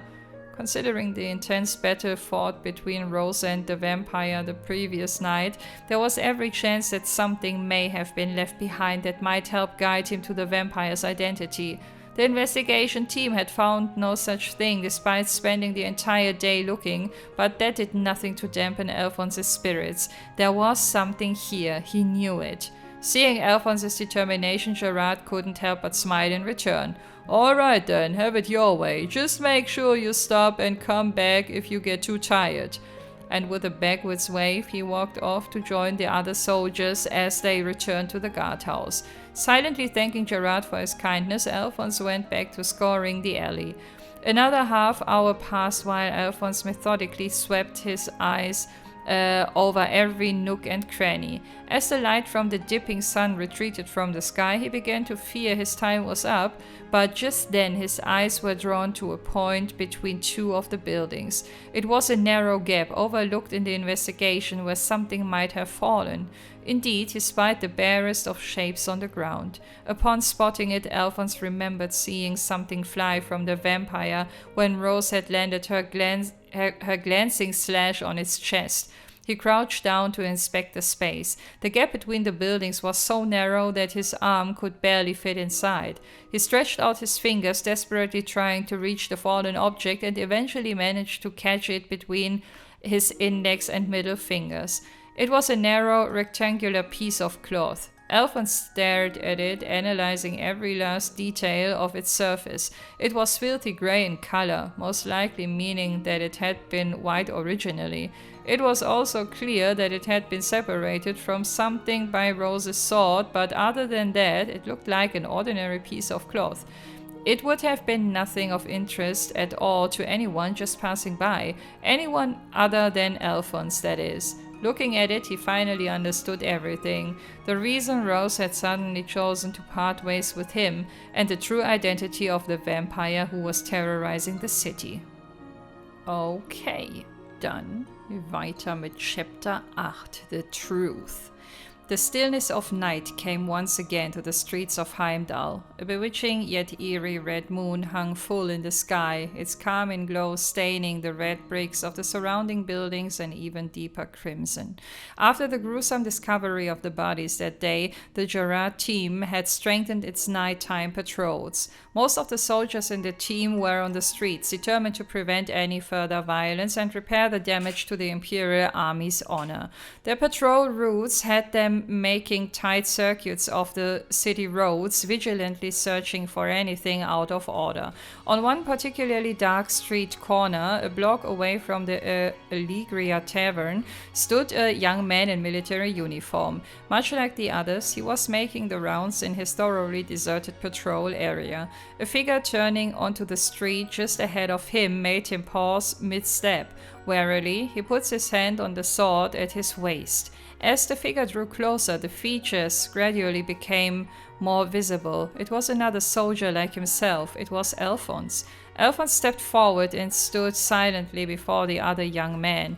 He fixed him with an unwavering gaze. "Oh, it's you," the young man said, sounding annoyed. "What are you doing here? This is my patrol area, not yours." He glared at Alphonse with intense dislike, but Alphonse did not look away.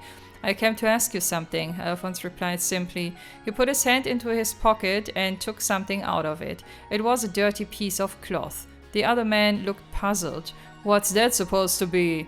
"It was something I found in the area where the vampire appeared last night. It's also yours, isn't it, Elroy?" Elroy stared back at Alphonse, then rolled his eyes. His voice dripped with contempt. "What are you talking about? Did you really abandon your post over who some rag might belong to? And vampire, you're supposed to be a soldier, not some kind of superstitious lunatic," he scoffed. "This is part of the bandage you were wearing around your left arm when you said you were injured in training," Alphonse said calmly. The cloth, Alphonse continued, must have been cut from his bandage during the previous day's battle and ended up between the two buildings in an area they neglected to check. He didn't, however, mention who had done the cutting. There was no need to tell Elroy information that he already knew after all. Hearing this, Elroy clutched his left arm, hidden under the sleeve of his army uniform, almost as if trying to hide it from Alphonse. Besides, the idea that you were injured badly enough to need a bandage like that in standard training makes no sense to begin with. You're the most skilled swordsman on the Gerard team, after all. That's not to say you weren't actually injured, especially considering there really was fresh blood on the bandage itself, but you didn't injure yourself during training. You were stabbed by a rapier oder so, and that was what the bandage was intended to disguise. Elroy said nothing. Under any other circumstances, he would have been quick to argue back, but not this time. His brow furrowed, and he glared angrily at Alphonse. I'm sure that you must have replaced the bandage with a new one last night, but then, what was this doing at the scene of the crime? You weren't involved in this morning's investigation. Alphonse was aware that what he was saying wouldn't be enough to prove to the world that Elroy was a vampire.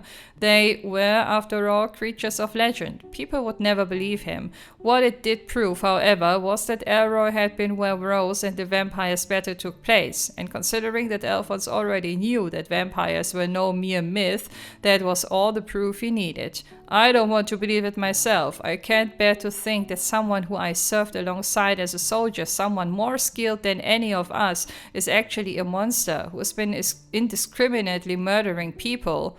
Elroy made no reply. He just stared down at the ground, silent and tense. But I am a member of the Gerard team, Alphonse continued resolutely, and we are entrusted with the task of protecting the city. I have a duty to do what I can to prevent any more lives from being lost. Unless you can prove that what I am saying isn't true, I'm going to have to arrest you as a suspect. Hey. Hands at his sides, Elroy let out a short, quiet laugh. The second he did, something changed, and the atmosphere became oppressive. Elroy threw back his head and let out a loud, maniacal laugh. It was an inhuman sound, that outburst. The skin-crawling utterance was entirely unlike the usual quiet Elroy, and as his mouth yawned wide, Alphonse saw what he knew he would. Beast-like fangs, the fangs of a vampire. Alphonse placed his head on the saber at his waist and drew it as fast as he could. The sound of blades scraping against scabbard cut short the awful laugh, but he wasn't fast enough. Before he knew it, Elroy was right in front of him, swinging his own sword with incredible force. Alphonse barely had the time to block its arc with its own. The sound of metal against metal filled the air, and the monstrous strength of the blow pushed Alphonse backwards. It was obvious to him that Elroy's power was vastly greater than it had been when he took the punch to the stomach several days before. If Elroy had been this strong that day, Alphonse knew that he would already be dead. Barely managing to hold his position, he clung to his saber with his now somewhat numb hand, but the vampire was already drawing back for another strike. Planting his feet firmly on the ground, Alphonse was just able to parry the blow, but it was all he could manage. If he strayed even a hair from focusing on defense, he would soon be overwhelmed. Elroy, meanwhile, maintained his onslaught seemingly without effort. Blow after blow rained down relentlessly. You should have waited, Alphonse. Surely you know that vampires can only use their powers at night. Alphonse grunted as he narrowly deflected another attack. Naturally, he did know. He was fully aware that waiting until morning might have actually given him a chance to defeat Elroy, but he just couldn't bring himself to wait. Not when there was a possibility that he might have claimed another victim that very night.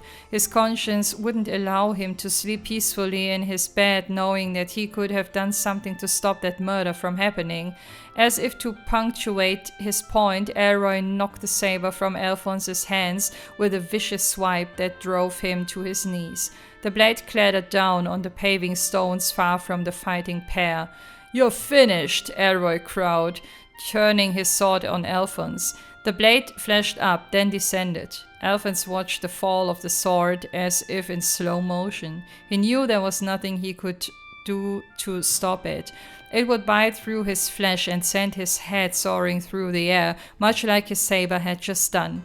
Suddenly, a high-pitched whistling sound of something moving very fast cut through the night, and then another and another followed. The next moment, Elroy's right arm was gone. Blood speckled Alphonse's cheeks like a fine rain, and just as he had imagined, something soared through the air and hit the ground. But instead of it being his head, it was Elroy's right arm, sword still clutched in its rigid fingers. Ugh! Elroy instinctively jumped back, clutching at his wounded limb, while Alphonse stared wide-eyed at the many parts of a Templar sword stretched before him like the flexing of a metal snake. The wires connecting the razor-sharp blade segments gleamed in the moonlight. A line of tension then ran through the wires, and they all retracted just as fast as they had appeared. Soon after, a lone figure approached to take their place. It was a woman in a navy blue coat that was thrown wide, exposing countless weapons attached to the battle gear she was wearing underneath. She had sleek, shoulder-length blonde hair, capped by a navy blue beret.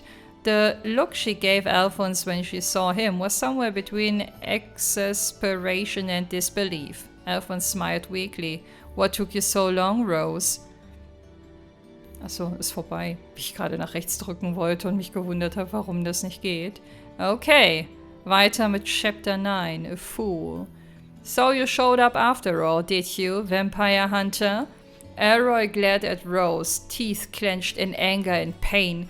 Red smoke was rising from his now amputated right arm. It gave off a faint hissing sound. Rose turned her attentions from Alphonse to him. She raised her Templar sword and stared without expression at her target. Elroy glowered back. They both maintained a distance from one another, each trying to work out what the other would do next. Without taking her eyes off Elroy, Rose addressed Alphonse. "I told you not to get involved in this any further, and yet despite that you tried to fight a vampire alone. I cannot believe you would do something so foolish." Her words were tinged with anger. Alphonse rose unsteadily to his feet. "You were the one who tried fighting him alone first, and besides, I never had any intention of seriously trying to defeat him by myself." "What?" He faced her and spread his hands. "I was pinning all of my hopes on you coming for me, and you did, just like when we first met." Alphonse's response seemed to catch Rose completely off guard. He could tell as much even from his position behind her. She quickly regained her composure, though, and the wavering sword steadied. "I don't know what you're trying to say. You told me that you didn't want to work with me anymore because I was getting in your way, because there was nothing more that I could help you with. But that's not the real reason. The real reason is that you didn't want to put me in any more danger. You didn't want me to lose my life helping you like the last person who worked with you did." "That is just idle speculation," she replied coolly. But Alphonse knew he was right. "Then why did you lie about discovering the vampire's true identity?" Rose gasped. "So you noticed." It hadn't taken much effort to see through her lie. Rose herself had said that vampires were only capable of unleashing their powers at night, meaning that the best way to defeat one was to discover their true identity and kill them during the day. And yet, despite that, Rose had gone to the effort of trying to lure the vampire out, taking the great risk of using herself as bait. Logically, her actions made no sense whatsoever if she had known the true identity of the creature. Deliberately lowering her chances of success wasn't like Rose at all. "I imagine you noticed something else during our investigation," Alphonse continued. "I don't know what, but whatever it was, it made you think that letting me cooperate with you any longer would put my life in danger. And that was why you lied, in order to try and keep me away from that danger." Rose didn't react, but also she didn't deny his words. To Alphonse, that was the same as an admission. Enough of this. The vampire before them opened its eyes wide and began to concentrate its power. The moment it did, the red smoke that had been rising from the stump where its arm had been was replaced with a jet of liquescent black ichor. It bubbled and frothed from the open wound. On the cobblestones some distance away, the arm itself also began to expel the same noxious-looking secretion. Suddenly, the black liquid from both stump and severed limb stretched and pulled, seeking out the other. No! Knowing what was about to happen, Rose quickly swung her Templar sword in the direction of the liquid. The sword's countless parts sliced through it, but the dark matter just reformed around the damage. Moments later, the liquid had done its work, and the severed right arm was back where it belonged, as good as new. How could he recover so quickly? I knew it. He really is a... Ugh! Elroy swung the sword with his newly attached arm at Rose. Calm as ever, she pointed her Templar sword at him and fired the bladed segments that formed it. They flew from the handle and wrapped around him, binding and tearing simultaneously. Before they could completely ensnare him, however, Elroy transmuted into mist. The blades of the Templar sword fell from the spot he had been as the mist dispersed. It reconverged a moment later at a point just behind the vampire hunter. No sooner had the mist solidified than Elroy swung his sword. His attack caught her completely off guard, decapitating her. Or so he expected, but Alphonse blocked it, his saber back in hand. Gah! Alphonse gritted his teeth, desperately trying to hold his ground. Elroy had the clear advantage in terms of strength, but try as he might, he could not break Alphonse's guard. How many times do you have to get in my way before you're satisfied? Cried Elroy. Oh! L? L. Achso, L wegen Alphonse, okay. Seeing a chance, Rose drew one of her giant pistols and, holding it in a backhand grip, pulled the trigger. The bullet ripped through Elroy's shoulder, propelling him backwards. Alphonse steadied himself and readied his saber again. I won't die on you, Rose. I'm not going to let some vampire kill me, so... Can this not wait? Rose aimed her pistol, resting it on Alphonse's shoulder, and fired it repeatedly at Elroy. His wound already fully healed, Elroy dodged all of her bullets with snake-like grace and flew at them with great speed. Rose's pistol was now empty of bullets, and the vampire's charge gave her no time to draw the other. Elroy swung his sword at them as if trying to cut them both down in a single stroke. Alphonse brought his own saber to bear and braced with all his might to block the path of the falling sword. The two blades collided with such force that Alphonse's saber was sheared in two. The collision repelled Elroy as well, but if he... Collision sagt man. Kollision? Bin mir nicht sicher. But if he were to swing his sword downwards a second time with the same level of force, Alphonse and Rose would have no chance of surviving. The vampire's lips curled up in a smile, sensing impending victory. That smile was replaced almost immediately by shock when he saw what Alphonse had drawn from the depths of his uniform. Alphonse had expected that his saber would not survive Elroy's attack and had immediately reached for the silver short sword given to him by Rose. "So I'm never going to allow you to be alone again," he cried out as he swung the silver sword downwards across Elroy's body, a trail of glittering argent light following in its wake. Oh! Elroy recoiled backwards, clawing at his chest. Alphonse's attack had missed his heart, but the damage it had done was the greatest he had received yet. "How could I be wounded by the likes of him? Damn you, damn you, damn you, damn you!" Elroy's expression was one of pure hatred mixed with intense agony. There wasn't a trace of humanity left on his face. Alphonse, meanwhile, had exhausted the last of his strength with that attack and was on his knees, out of breath. Rose stared down at him, a peculiar look on her face. Alphonse was desperately trying to accept and understand her solitude. He recognized the intense loneliness she had been burdened with when she let her companion die all those years ago and was trying to save her from it. The words, "I'm never going to allow you to be alone again," resounded in her head over and over. She knew that what he said was purely based on emotion, but it was enough to fill her heart with warmth, a heart that she had thought long gone cold. "You really are a complete fool," she laughed. The sound of her laughing so naturally was enough to make Alphonse snap around to stare at her. "But perhaps that isn't such a bad thing after all," she said with a small smile. He goggled at her. It was Rose, and yet he felt he had never seen this woman before in his life. The warmth, the gentle smile. Well, what's that supposed to mean? He stammered. Feeling as though he had seen something he should not have, Alphonse turned around again, flustered. Elroy was now back in his direct view. The vampire was still in the same spot, watching, motionless. Alphonse had almost forgotten about him. Now was hardly the time to be talking with Rose. He needed to finish off the vampire, Elroy, for good. He looked back at Rose and they nodded to one another. Rose began to walk towards Elroy, leaving the exhausted Alphonse behind. Elroy remained still, his head bowed, mumbling something absent-mindedly to himself. Rose pointed her remaining pistol at his head. All that she needed to do was pull the trigger and it would all be over, but she didn't. She stopped, confused. Something wasn't right. The scent is gone. Suddenly, Elroy looked up and faced Rose. His eyes were wide and unfocused.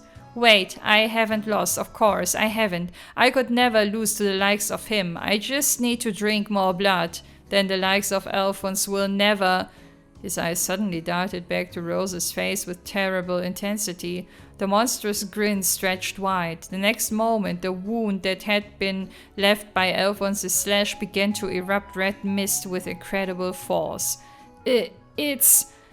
The mist filled the surrounding area at an alarming rate, and their field of vision was completely obscured by the crimson haze. All that could be heard was Alphonse's voice crying out, "Rose, what's happening?" "Stay calm," she ordered. "It isn't harmful." The red mist was yet another special ability of vampires, employed only in moments of desperation. The creature would use its own wounds as a kind of smoke screen. Knowing this full well from experience, Rose tried to track Elroy by his scent. It should have been easy. She didn't need to see the vampire to find it, and yet there was nothing. Despite having every reason to believe that he was right in front of her, not a trace of the vampire's trail was to be found. Why? She wondered, desperately trying to make sense of the situation. Slowly but surely, the red mist began to dispel. When it cleared, only two figures remained, Rose and Alphonse. The vampire was nowhere to be seen. "Damn it!" she cried. Elroy had managed to escape from them, but where? With a wince, Alphonse rose to his feet. "Rose, we can't lose him." All things considered, it seemed safe to assume that Elroy was searching for more victims to drain in order to replenish his own power, meaning that if they didn't catch him before then, there would be more fatalities, not to mention the possibility that he might grow too strong for them to handle. Rose waved Alphonse to silence. "Hold on, I'm trying to follow his scent." Though she meant to reassure Alphonse in her own mind, Rose felt deeply uneasy. How could the trail have just disappeared all of a sudden? She'd never known anything like it. Is my power growing weaker? She wondered to herself. Just as she was pondering potential causes, though, the scent suddenly returned.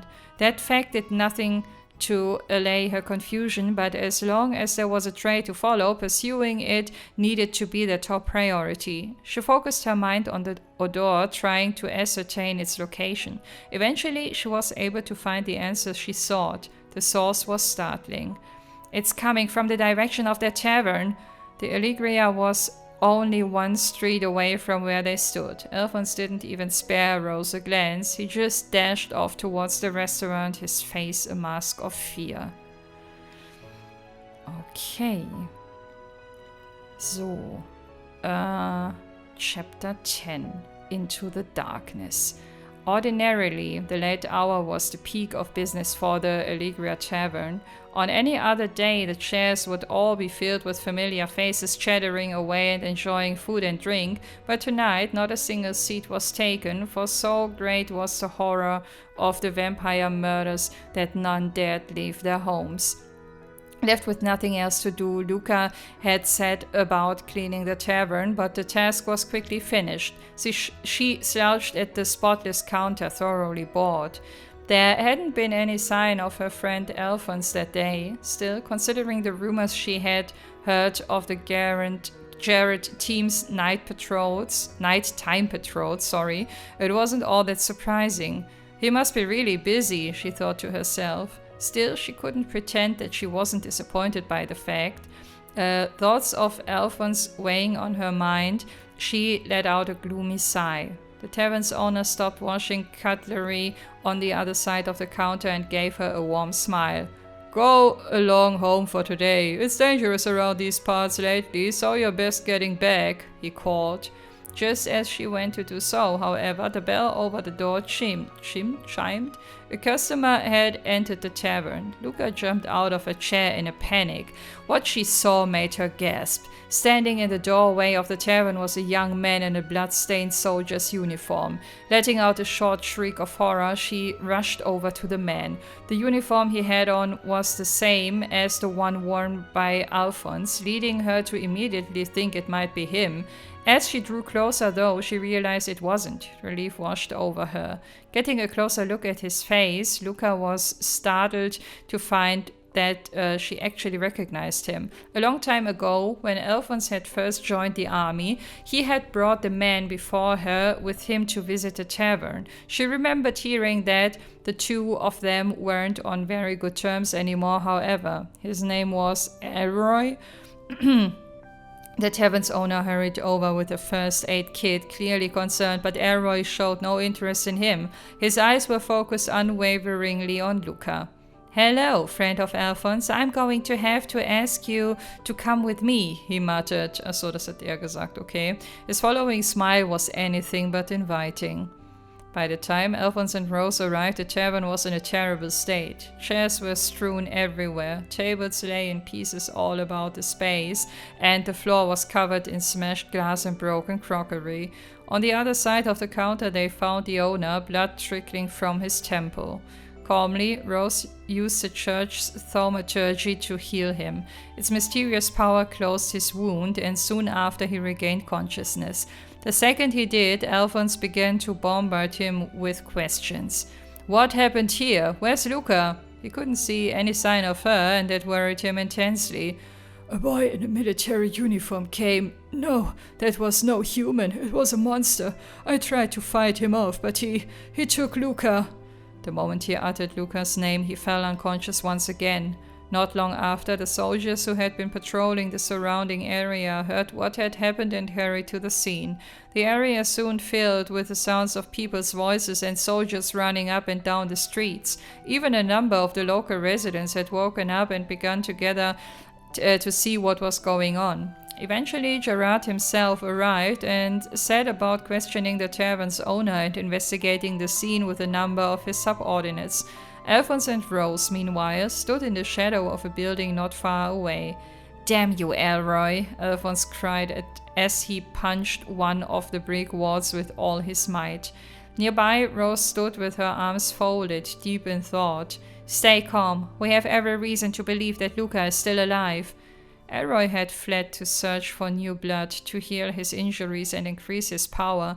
If he was intending to use Luca for that purpose, there was no reason to take her away. It would have been far quicker and easier to just drink her blood in the tavern. Thus, it was safe to assume that he had a different purpose in mind for her, and the most likely reason seemed to be to use her to lure them somewhere. I suspect that I know where he has headed, said Rose. She pointed down at the ground below their feet. During the previous day's encounter with Elroy, he had summoned a large number of ghouls out of seemingly nowhere, each of them victims without families or friends to note their absence. Elroy had been abducting them in secret and storing them somewhere for when he wanted them, and there was every reason to believe there were more.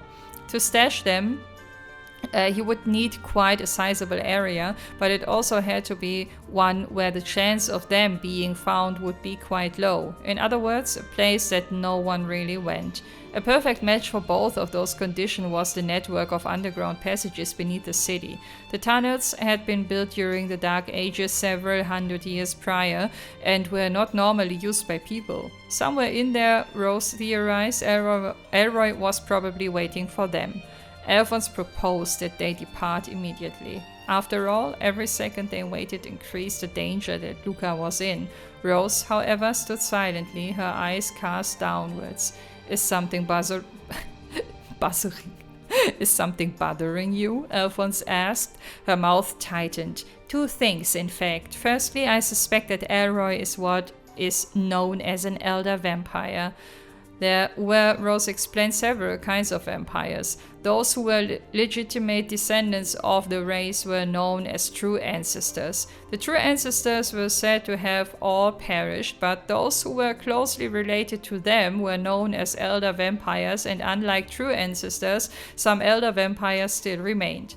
Elder vampires were filled with a lust for blood every 10 or so years, and in surrendering themselves to that lust, they had been responsible for countless deaths throughout history. As a vampire hunter, therefore, they were Rose's most important targets. Furthermore, they were apparently among the most powerful of all vampires, with exceptional growth potential. As an example of this, Rose explained that when Luca was first attacked, she had been guided to a deserted area by a high-level ability called Charm, which allowed the user to control the thoughts of their victim to a certain degree. It was finding out that Luca had lost her memories of what happened when she was attacked that had first alerted Rose to the possibility that Elroy might be an elder vampire, and that was what had first led her to try to distance Alphonse from her investigation.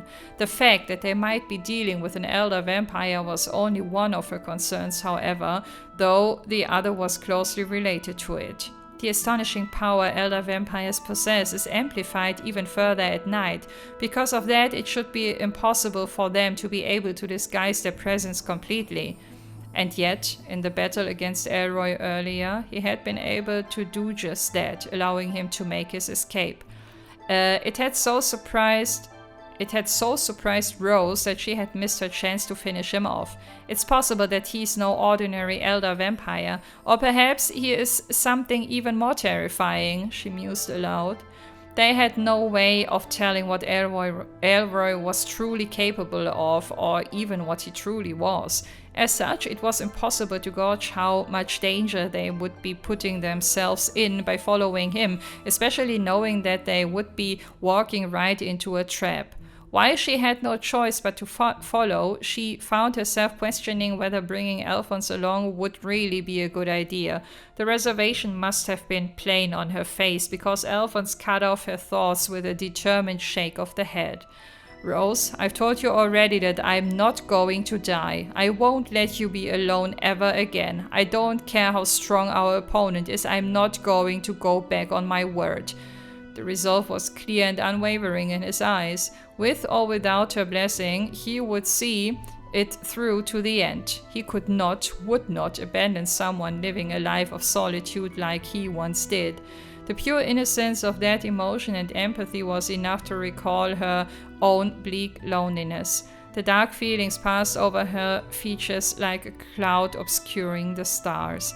There was, after all, one other secret she had yet to part with, and that, more than anything, was the cause of her solitude. The warmth of his words almost coaxed it from her lips, so moved was she, but now wasn't the time. For the moment, his heartfelt declaration was enough for her. The priority needed to be saving his friend. Everything else could wait. "I'm sorry," she said. "I thought I had overcome my hesitations, but it seems that wasn't the case." With a mental shake of the head, she pushed her doubts deep within and slowly moved her hand downwards towards her waist. Her fingers sought out her spare blade, an elegant long sword. Unclipping it from her belt, she handed it to Alphonse. "This should serve as a replacement for that broken saber. I imagine you'll be able to fight more comfortably with this." Alphonse hefted it in his hand, admiring the balance. He slipped it hand's width out of the scabbard for a closer look. Like Rose's other purified weapons, it had a silvery glow that seemed to suck in the light of the red moon. A blow from a blade like this would surely stop a vampire in its tracks. Rose had always known that the short sword she had given Alphonse was hardly the ideal weapon for him. She had done this deliberately, hoping that having an unsuitable weapon would dissuade him from trying to get actively involved in battle. And yet, not once had he balked at entering the fray. With whatever resources he had at his disposal, Alphonse was always ready to jump right in. Giving him the longsword, therefore, was a sign that she now regarded him as someone worthy of trust, and an apology for underestimating him previously. Alphonse acknowledged the gift, and perhaps apology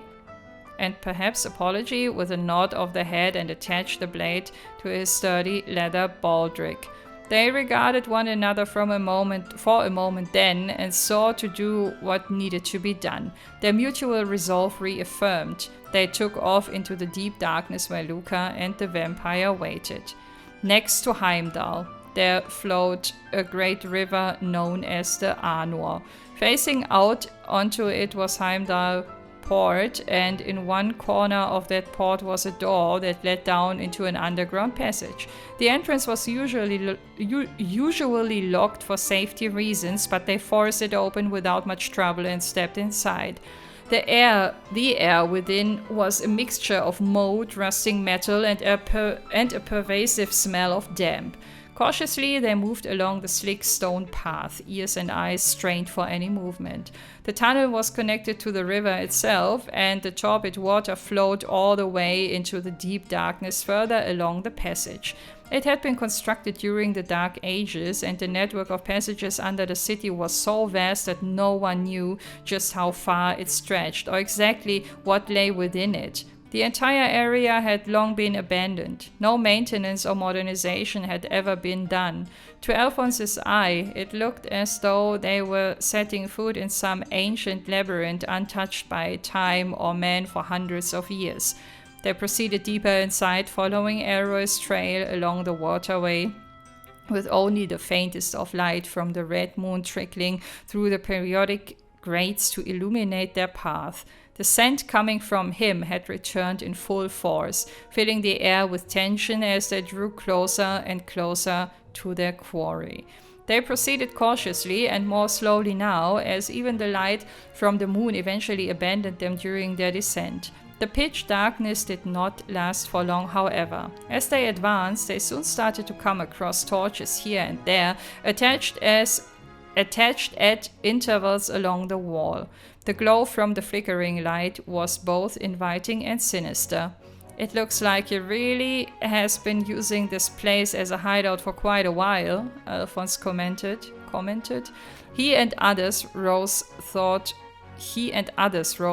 with distaste. It seemed very likely that the people Elroy had abducted were somewhere around too. No sooner had the thought crossed her mind than she sensed movement. She sighed. "It looks as though we're too late." The meaning of Rose's words soon became clear. Slowly but surely a number of figures drew closer to them from ahead. They shuffled and jerked with unnatural cadence. Ghouls. While Elroy had abducted Luca without drinking her blood, it seemed as though he had used the other people he had been keeping here in her place. Alphonse couldn't help but feel a slight sense of relief when he realized that Luca wasn't among them, but that didn't prove for certain that she was still unharmed. After all Elroy needed to do to get them to chase after him was have them believe that there was a chance that she was still alive. As the creatures approached, it was clear that they had no time to waste. Alphonse quickly drew the long sword, while Rose already had her Templar sword and pistol in hand, ready for battle. "We need to deal with these first." "Right."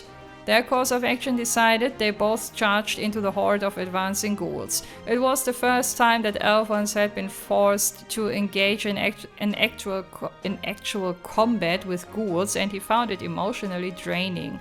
After all, the ghouls were nothing more than victims of the vampire. They hadn't chosen to have their lives taken or to be compelled to seek to devour their fellows. It had all been forced upon them. As such, he was not fighting to kill them, but to free them. Thinking of it logically didn't do much to reduce the pain of taking up arms against another human being, though. His heart ached every time he cut one down. Rose, meanwhile, was mowing down ghouls like a scythe through the summer harvest. They were nothing more than obstacles in her way, and their shambling attacks were no match for her peerless work with the blade. No matter the speed and skill with which she dispatched them, though, more ghouls emerged from the darkness to block her path. Watching her, Alphonse couldn't help but wonder how long she had been enduring the same pain that he was feeling now. It didn't show on her face, but he remembered the tenderness with which she had handled the ghoul after defeating it on their first meeting. She was as disgusted as he with their plight. He wanted to know what had driven her to continue subjecting herself to that pain over and over again, what had driven her to the depths of solitude. But most of all, he wanted to find some way that he could be of help to her. Right now, however, all that he could do for her was to continue to fight. Shoving down the sorrow he felt with every swing of the sword that met flesh, he kept advancing forward through the mass of bodies before him. Using the torches on the walls as their beacons, Alphonse and Rose hurried as best they could through the maze of passages. Tens upon tens of ghouls tried to obstruct their path, but they continued to carve their way forward. They advanced but slowly, each battle taking a toll on their stamina and energy. Eventually, the path ahead of them opened and they found themselves in a wide, spacious area. The ground here was grey and soft beneath their feet. It was earth, not stone. A number of crosses were lined up in tidy rows in the sweeping space, probably erected during the Dark Ages. Their bindings looked so weathered that they could have crumbled to the ground at any moment.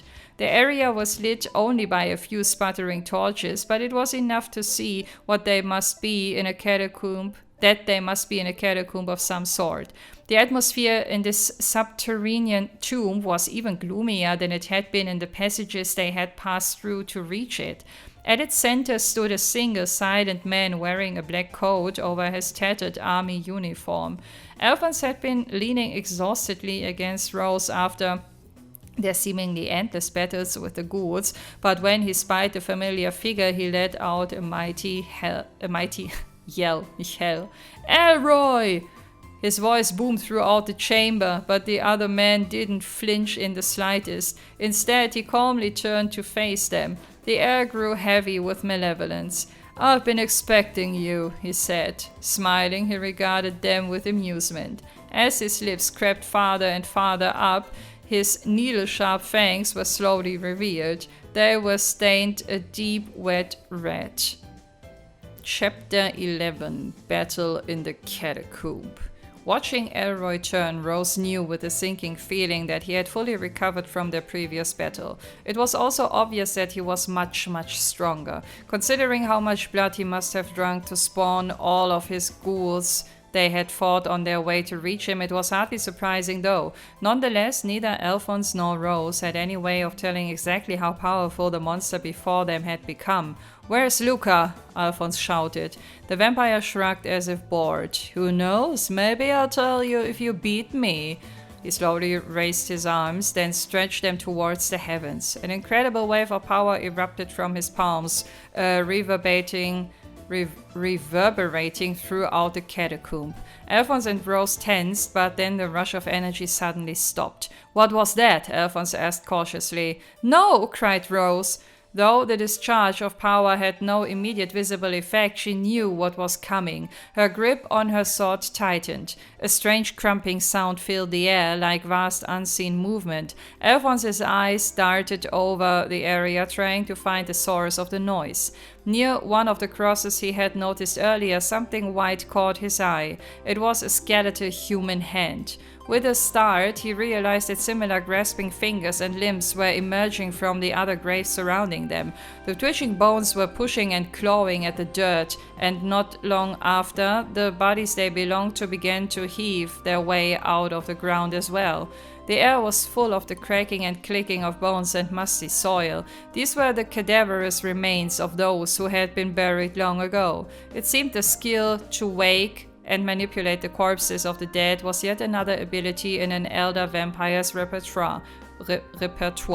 Their new undead foes presented another problem. Unlike the ghouls, the skeletons were equipped with varying weapons and equipment. Some had axes and other swords, while many wore helmets and several had shields. Judging from all the armament on display, it seemed safe to assume that those who were buried in this particular catacomb had all been warriors or those who had fallen in battle. Alphonse drew his sword, his back against Rose's. They were completely surrounded. "Ha ha ha ha! What incredible power!" Elroy's shriek of laughter cut like a knife through the shuffling of withered feet and creaking of rotten leather. His expression was suffused with ecstasy as he surveyed his handiwork. Once free of their earthen graves, the skeletons stood completely still. Unlike the ghouls, who operated entirely on the instinctive desire planted within them, the skeletons were soldiers in the truest sense of the word. They awaited the command of the vampire who had woken them from their eternal slumber. With a sweeping cut of his hand, Elroy gave the signal to attack. The skeletons surged forward en masse towards Alphonse and Rose like a wave cresting the shoreline. Each of them held their weapons out at the ready, but there were simply too many of them to block them all. Just before the undead army reached them, Alphonse felt Rose tap on his shoulder from behind. Instantly understanding what she was trying to tell him, he swiftly crouched to the ground. As Alphonse ducked, Rose jumped high into the air. She twisted the upper half of her body, her right arm stretched over the left side of her torso. With a powerful swipe, she swung that arm back to the right, her body making almost a full rotation. The motion lent even greater power to her swing as she whipped her Templar sword around in a scything arc. The heads of the closest skeletons exploded into a fine white powder as the segmented blades made contact. The sheer force behind the blow also blasted back the second row of skeletons, giving the pair precious breathing space. Not letting the opening go to waste, Alphonse leaped up from the ground and charged forward through the sea of bones towards the vampire.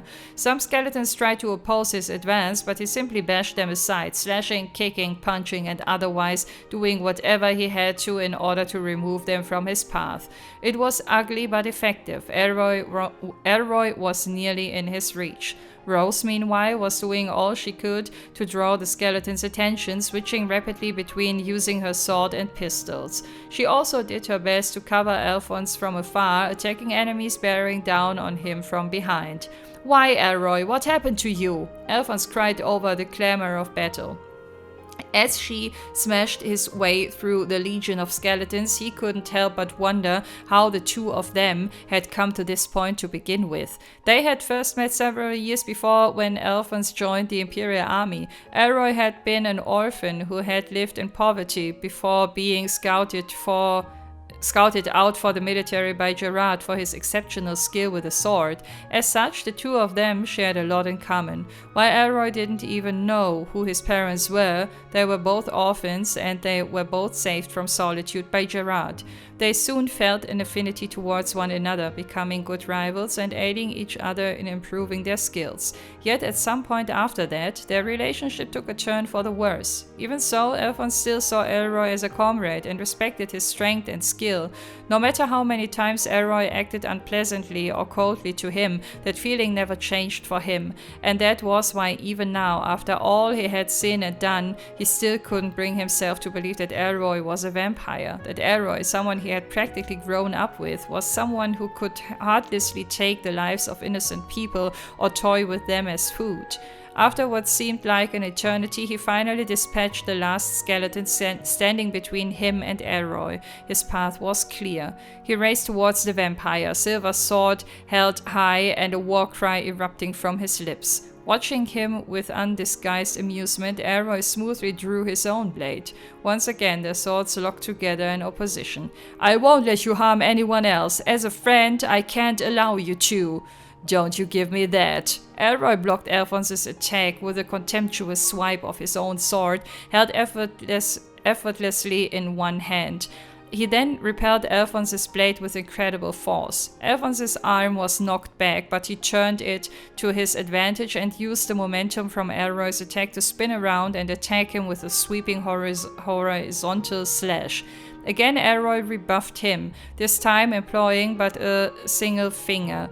The digit was burned by the blade, but though it smoked, Elroy didn't show the faintest sign of concern. Instead, he began to focus his strength into it, causing the sword to begin to crack. Alphonse looked up with gritted teeth, expecting to see the familiar superior sneer on Elroy's face, but instead of a glimpse of a man assured of his own victory, he only saw pure hatred. The look was so intense that he almost faltered. "Friend, how dare you call yourself my friend after you tried to steal what matters most to me?" Elroy's words caught Alphonse so off guard that he wasn't able to react in time to parry the downward strike from Elroy's sword. The blade made contact, slicing through Alphonse's guard and uniform from shoulder to navel. Blood sprayed in the wake of the slash and he howled in pain. Hearing his cry, Rose called out in concern. The path he had carved to Elroy, however, had long since filled with skeletons that she was diverting, and Alphonse knew he could expect no help from that quarter. Fortunately, the wound was fairly swallow. As if to demonstrate his fitness, he nimbly retreated backwards and raised his sword again. "What are you talking about? I don't remember ever taking anything from you." "Silence! Your chance to repent has long since passed." Elroy renewed his attack with relentless force. Alphonse tried valiantly to resist, but his injury impaired him from fighting to his full potential, and Elroy managed to land one slash after another. Blood began to soak through his shirt. Though all superficial, the number of wounds on his body increased steadily and he began to feel lightheaded. Nonetheless, he raised the sword yet again, but only pure willpower kept the blade from wavering. Elroy watched this display with glee. His mouth quirked up in a smile of anticipated victory. "Don't worry, you won't be along for long. That vampire hunter and the girl from the tavern will be joining you very soon." Alphonse trembled at the promise in those words, but they also filled him with renewed determination. "Elroy, I don't know what you've got against me, but no matter what it is, I'm not going to let you kill me. I'm not going to go back on my promise." "What are you talking about?" Elroy asked, the smile slipping from his face. "You think you can kill me? Go right ahead and try, because I'm not going to die and I will stop you." "Enough!" Enraged Elroy finally clasped his sword in both hands. Fury and monstrous energy radiated from him in waves. Alphonse knew that this would be his strongest attack yet. "You're finished!" Elroy cried, swinging his sword downwards with all of his might. Death approached from above and Alphonse saw it coming, but he made no move to block it. His silver sword still raised in front of him, he took Elroy's attack head on. Once again, the vampire's blade made contact with Alphonse's left shoulder, cleaving through body, muscle, bone and all. Or, at least, that was what he expected to happen. What? What happened next defied all logic. As the sword carried downward it sheared through Alphonse's left collarbone, then stopped. Trembling with effort, Alphonse looked Elroy straight in the eye, and it was not the look of a man who had been bested. Alphonse hadn't decided to not defend against Elroy's attack. Instead, he had resolved to receive it and focus his concentration to its limit. The moment the blade entered his body, he had suddenly stiffened all of his muscles, thus allowing him to halt the sword's advance. Elroy was stunned by what had happened. The outcome was just so far removed from the victory he had envisioned that he could only gape at the other man. And it was that shock that Alphonse had been courting. It was the opening he had so desperately created. Hua! Ignoring the pain surging through his body, Alphonse prepared his strike. Elroy released his own sword's hilt, unable to free the blade embedded in Alphonse's shoulder.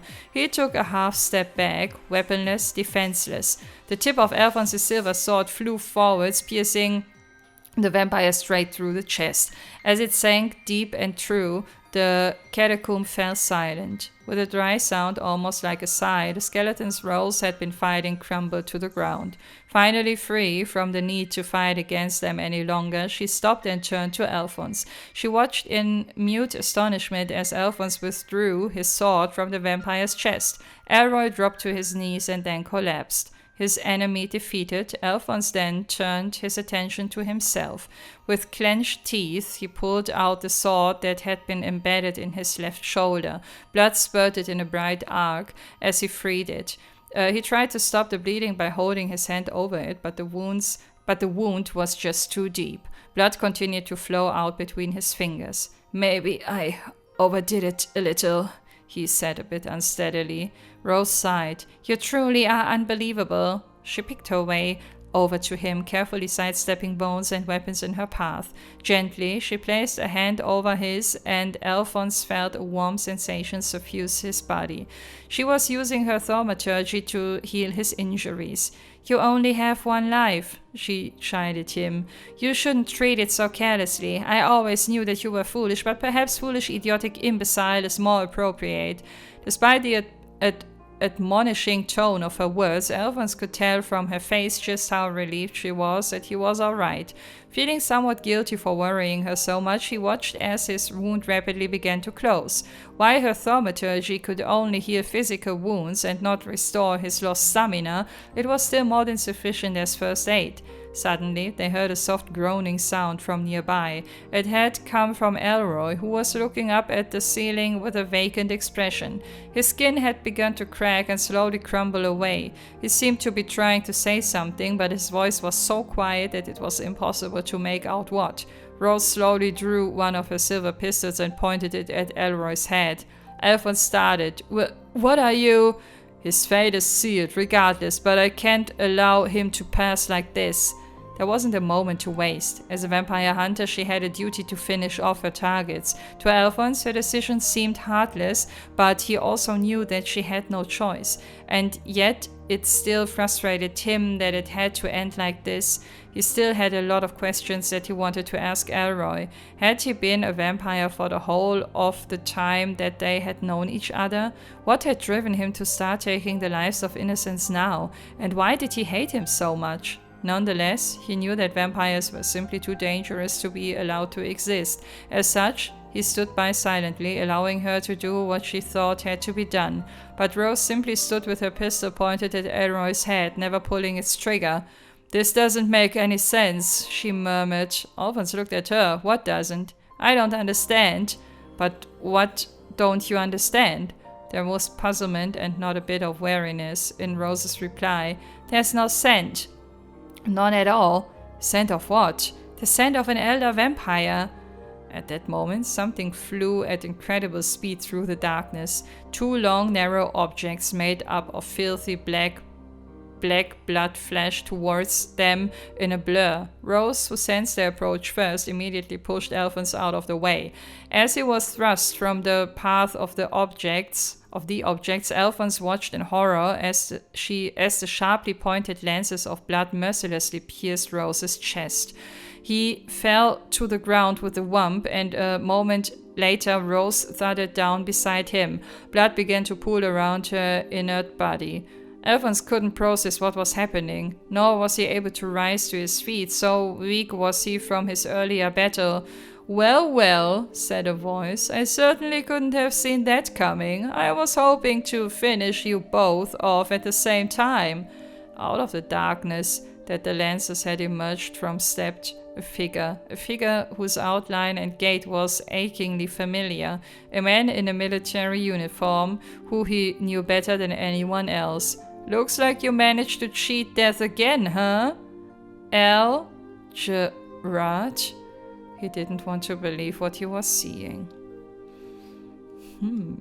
Okay. Plot-Twist incoming, beziehungsweise haben wir den jetzt schon. Chapter 12 oder 12, Elder Vampire. Gerard was Alphonse's superior and the commanding officer of a unit of the Imperial Army responsible for maintaining law and order in Heimdall, widely known as the Gerard team. More than that, he was like a father to Alphonse, as he was the man who had taken him in and raised him after Alphonse had lost his parents.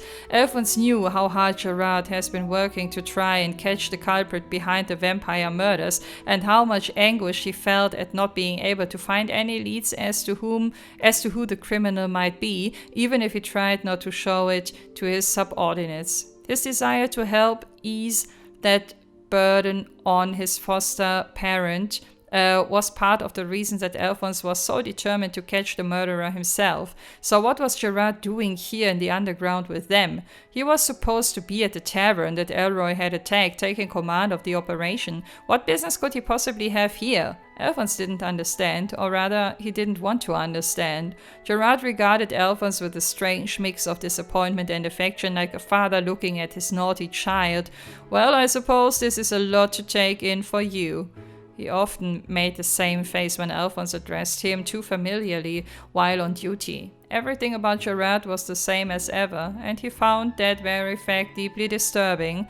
It was then that he noticed that Luca was standing next to Gerard, her eyes vacant. She didn't seem at all bothered by the carnage all around her. In fact, she didn't even seem to be aware of it at all. "Charm," said a weak voice. "So then that means you must be..." Returning to his senses, Alphonse looked over in the direction of the voice. It was Rose. She was still lying on the ground. Blood bubbled on her lips from the effort of speaking. It was immediately obvious just from looking at her that the damage she had sustained was lethal. Gerard, seemingly surprised that she was still alive, responded to her unfinished question. "It's a pleasure to meet you, Miss Vampire Hunter. My name is Gerard. I am the elder vampire that you two have been chasing all this time." He seemed to have no interest in hiding the truth anymore. Sir! It was Elroy. Barely clinging to life, he crawled across the ground to Gerard's feet. His clawed hand grasped weakly at Gerard's pant leg as if trying to cling to him. I'm sorry, sir. Gerard kneeled down and took Elroy's hand. Bending over, he lifted him up like a parent might take a child in their arms. "It's all right, Elroy. You did wonderfully in luring that loathsome vampire hunter to the capital. I was right to believe in you. I couldn't have asked for more." Listening to Gerard praise him, Elroy's expression was one of complete peace. "And that's why I have no further use for you. Sleep well." The warmth in Gerard's words seemed to drain in an instant. The next moment, a twisted grin emerged on his face, revealing beast-like fangs. No sooner had Alphonse noticed them than they sank into Elroy's neck. For the first time, Alphonse was forced to witness a vampire drinking blood. Elroy howled out in agony, his screams so piercing that Alphonse wanted to cover his ears to block them out. With agonizing slowness, Gerard drank his blood, and by draining him, also absorbed the life energy of tens upon tens of innocent human beings that Elroy had killed.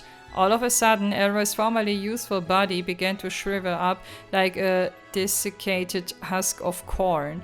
As his youth evaporated, Gerard's vitality grew exponentially. Black smoke began to pour from the youth's body, hiding it from sight. Elroy's cries grew hoarse, then stopped entirely. Finally, his body turned to dust, which fell onto the damp earth of the catacomb. The smoke finally cleared, leaving only Gerard. He was now clad in a black coat in place of his army uniform, and instead of the middle-aged man he had been previously, he now appeared to be roughly the same age as Alphonse. A small line of blood trickled from the corner of his mouth. He lapped it up with his tongue, his expression one of pure bliss. He then started to look himself over, taking everything in, as if trying to adjust to his new body. The man before him was no longer the Gerard that Alphonse once knew. He was the very image of the vampires that appeared in Erebonian legend. "Ah, simply delicious. It's been over a decade since I last had the chance to taste human blood, but it's just as wonderful as I remembered. That was well worth going through all that tedious preparation for." He gave a satisfied sigh. Alphonse could only look at him in horrified disbelief. "So you were the one who turned Elroy into a vampire? You were the one who made him drink blood? So you just could take it all from him?" Now, Gerard. Was kenne ich nicht das Wort. That's not quite true. I'll have you know that Elroy willingly chose to become one of us. Gerard placed his hand on his chest in mock solemnity and cast his eyes downwards in a thoroughly exaggerated fashion. Elroy was an orphan. He had lived a poor, lonely life, more so than anyone else. I have ever known, but I saw that he was capable with a sword and I invited him into the army, and so he came to be dependent on me, just as I thought he would. Gerard wiped an imaginary tear from the corner of his eye. It was as if he saw me as his real father, he added with a laugh. Alphonse shuddered at the sound, chills running through his whole body. Eventually he started to resent you for the fact that I had always raised you like a real son. He wanted to receive that treatment himself, so he tried to find a way to steal that position from you. One day, I decided to reveal my true identity to him and invited him to become a vampire as well. He gladly agreed, hoping that by doing so, he would be able to be more useful to me than you, hoping that I would favor him more than I did you. From a short distance away, Rose still lay on the ground, unable to move and frustrated by what she was hearing. In all likelihood, Gerard had given a fraction of his power to Elroy when he had turned him into a vampire. The scent of that was the reason that Rose assumed that he was the elder vampire that they were searching for. But she had been wrong, and if not for her mistake, they wouldn't be in this perilous situation to begin with. For his part, Alphonse was stunned at the revelation that Elroy had held a grudge against him all this time, as well as the reason for it. It wasn't as though Alphonse had done anything wrong himself or ever tried to hurt Elroy, and yet he was filled with a deep sense of regret. If only he had realized how Elroy felt earlier, perhaps he could have prevented him from becoming a vampire and avoided all of this happening. Furthermore, he had no choice but to admit to himself that Gerard was the true culprit behind all of this, and the man who had manipulated a lonely boy to kill countless people so that he didn't have to dirty his own hands. All of a sudden, the fact that they had been unable to stop the vampire murders, no matter how much they strengthened their nighttime patrols, made perfect sense. After all, what chance did they have when the mastermind himself was in charge of organizing them? As that truth dawned to him, Alphonse felt a dull, terrible ache in his heart. A thoughtful from Gerard brought Alphonse back to things at hand. The vampire licked his lips. Now that my hunger has finally been sated, I suppose all that remains is desert, he poured. He glanced sideways towards the vacant-eyed Luca with undisguised desire, then wrenched his eyes away and focused on the still form of Rose. But before that, he said, suddenly raising his left hand and pointing it at her, I think it's about time our dear vampire hunter left the stage for good. Before Alphonse could even react, countless lances of blood like the two that had struck before formed and flew from his palm towards the fallen woman. Alphonse cried out but could do nothing to stop their flight. Rose saw the danger and reacted. Still lying on the ground, she dropped the pistol that she had secretly been aiming at Gerard, and at the last second used every bit of strength that remained to her to roll out of the way. She avoided instant death, but it would only be a momentary reprieve if the vampire decided to strike again. Gerard shook his head in amazement. You really are a tenacious one, aren't you? Then how about... Stop! Just as Gerard was about to launch his next attack, Alphonse jumped at him. Sword raised, he slashed with everything he could muster.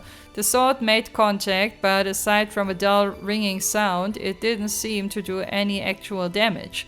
Oh my, that's no way to show your appreciation to the man who raised you all these years, Gerard said, laughing.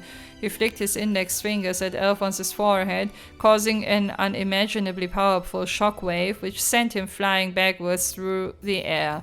The silver sword Rose had given him was supposed to be able to kill vampires, and yet it wasn't able to so much as scratch Gerard.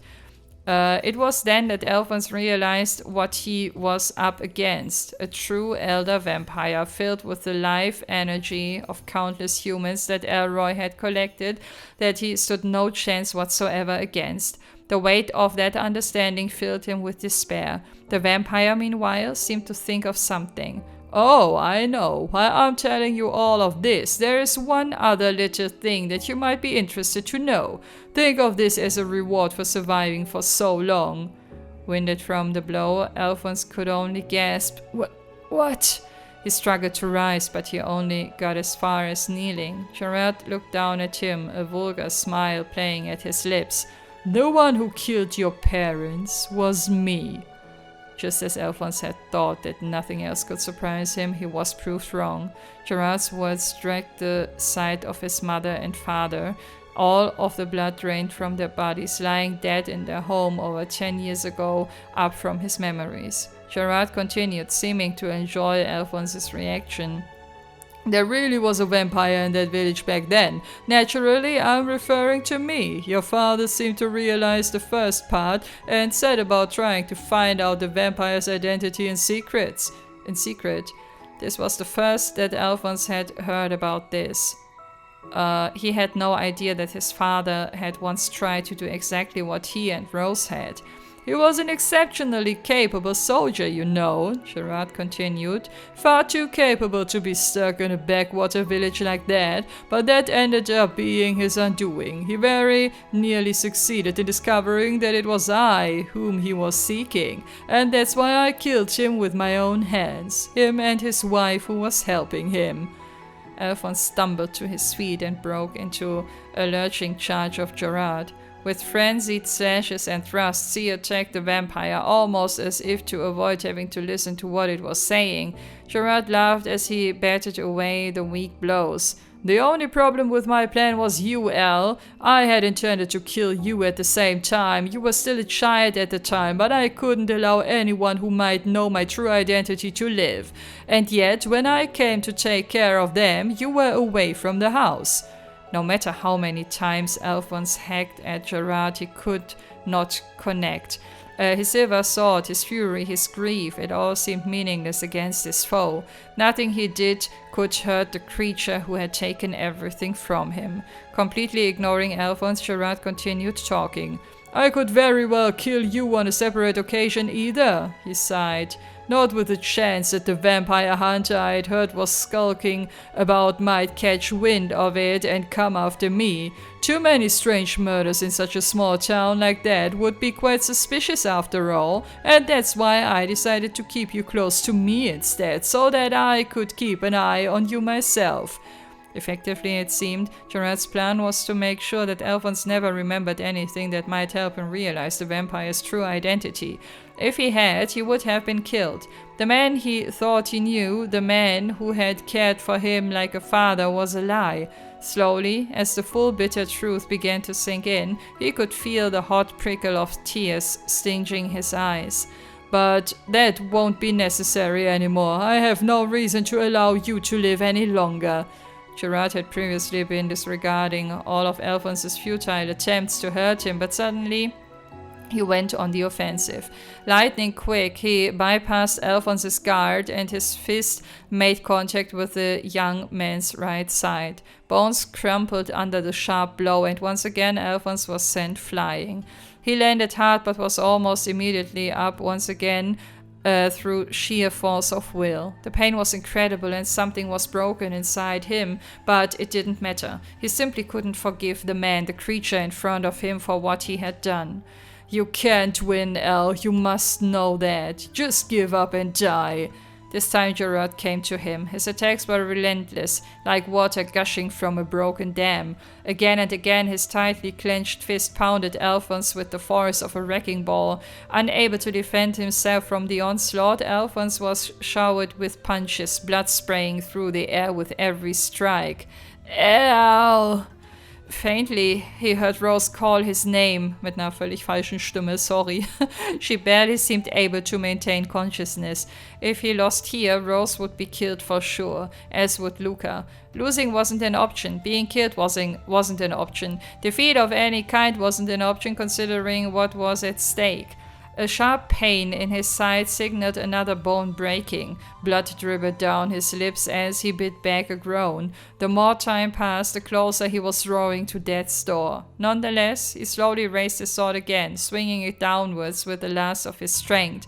As he did, Gerard aimed yet another punch at him from directly in front.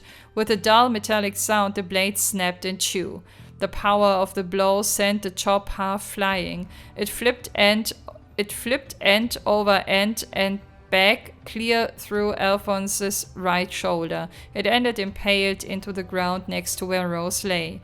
The moment it sliced through him, it felt as though his strings had been cut as well. He had no more energy left to fight. He couldn't even maintain his grip on the broken sword in his hand. He crumbled to the ground, too exhausted to go on. As he did, another faint memory of the past resurfaced in his mind. During the short period before his parents' murders, there had been a girl who often came to their home, who had introduced herself as an acquaintance of his father's. She used to take him out to play practically every day, so that he wouldn't disturb his father while he was working. Thinking back, the work he had been doing must have been investigating the vampire. It was on one of those days that the murders took place. If he had been home with his parents at the time, he would no doubt have been killed alongside them. So it was thanks to her taking him out that day that he had been able to live in ignorance for so long and avoid being killed by Gerard. He had long forgotten her, perhaps because his parents' murders had left such a deep scar inside him that all other memories of the period had been pushed into the depths of his subconscious. He found himself wondering how she was doing now, whether she was all right. He hoped she was. These were the idle thoughts that filled him as he lay defeated on the ashen earth, Gerard's mocking laughter filling his ears. "And now, Al, I think it really is time to finish this. Your mother and father are waiting for you up with the goddess." The vampire held the fingers of his right hand straight and rigid, thumb folded inwards as if performing a karate chop. He then swung it downwards towards Alphonse like the blade of a guillotine, aiming directly for his neck. White light suddenly filled the area, obscuring all else. At the same time, Alphonse heard the sound of something rending the air. Realizing that he was still alive, he slowly opened his eyes.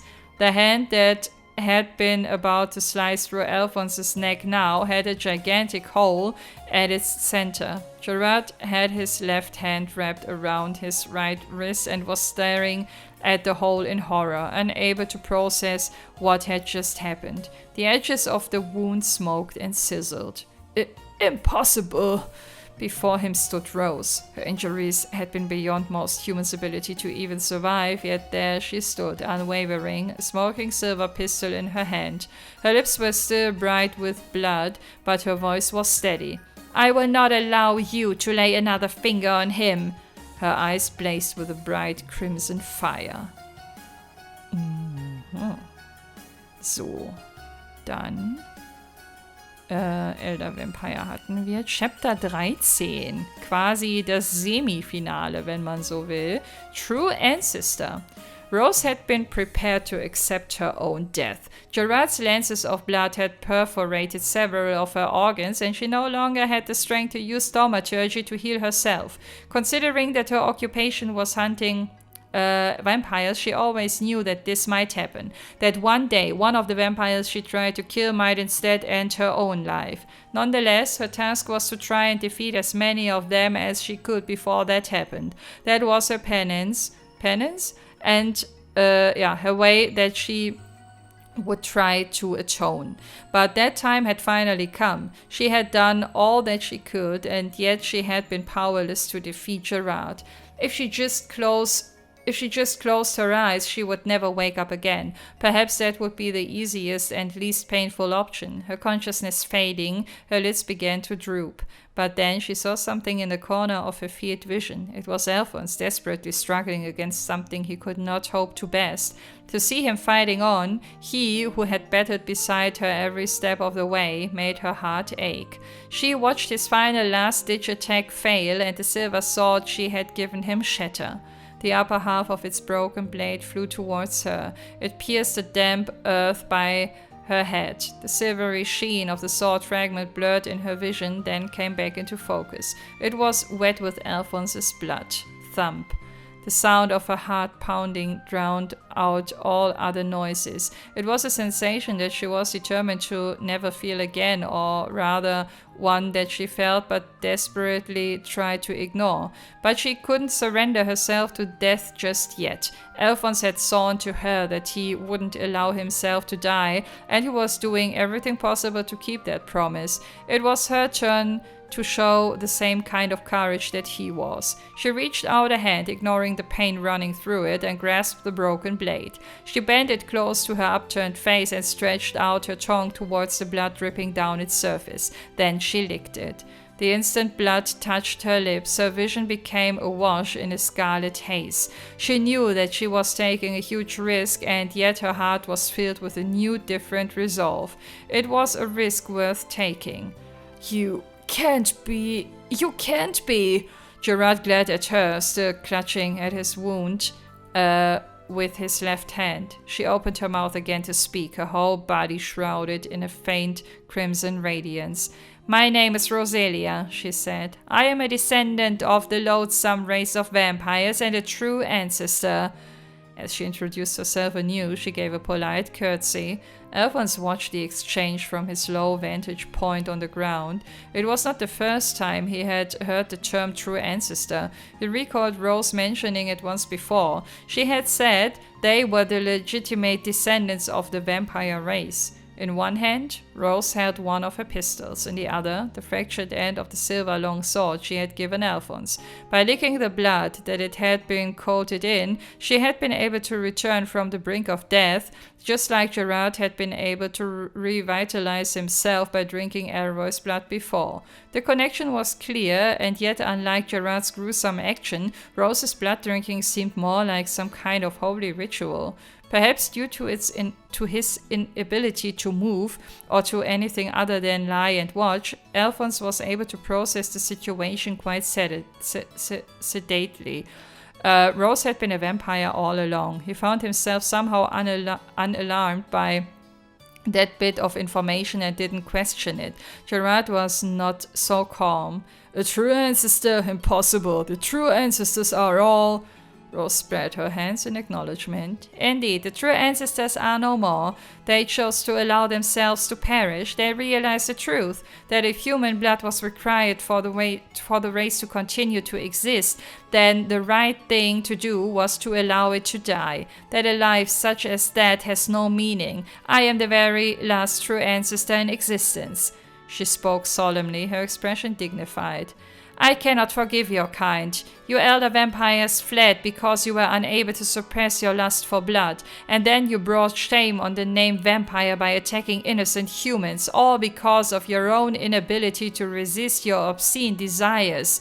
Spare me your lecturing, Gerard yelled, and then quickly thrust out the right hand which Rose had damaged. From it emerged another barrage of blood lances, which shot towards Rose at great speed. But the moment they were about to impale her body, she turned into red mist, generating a blast wave in the air. Instantly, she reappeared behind Gerard, both pistols in her hands, and fired bullet after bullet into his body.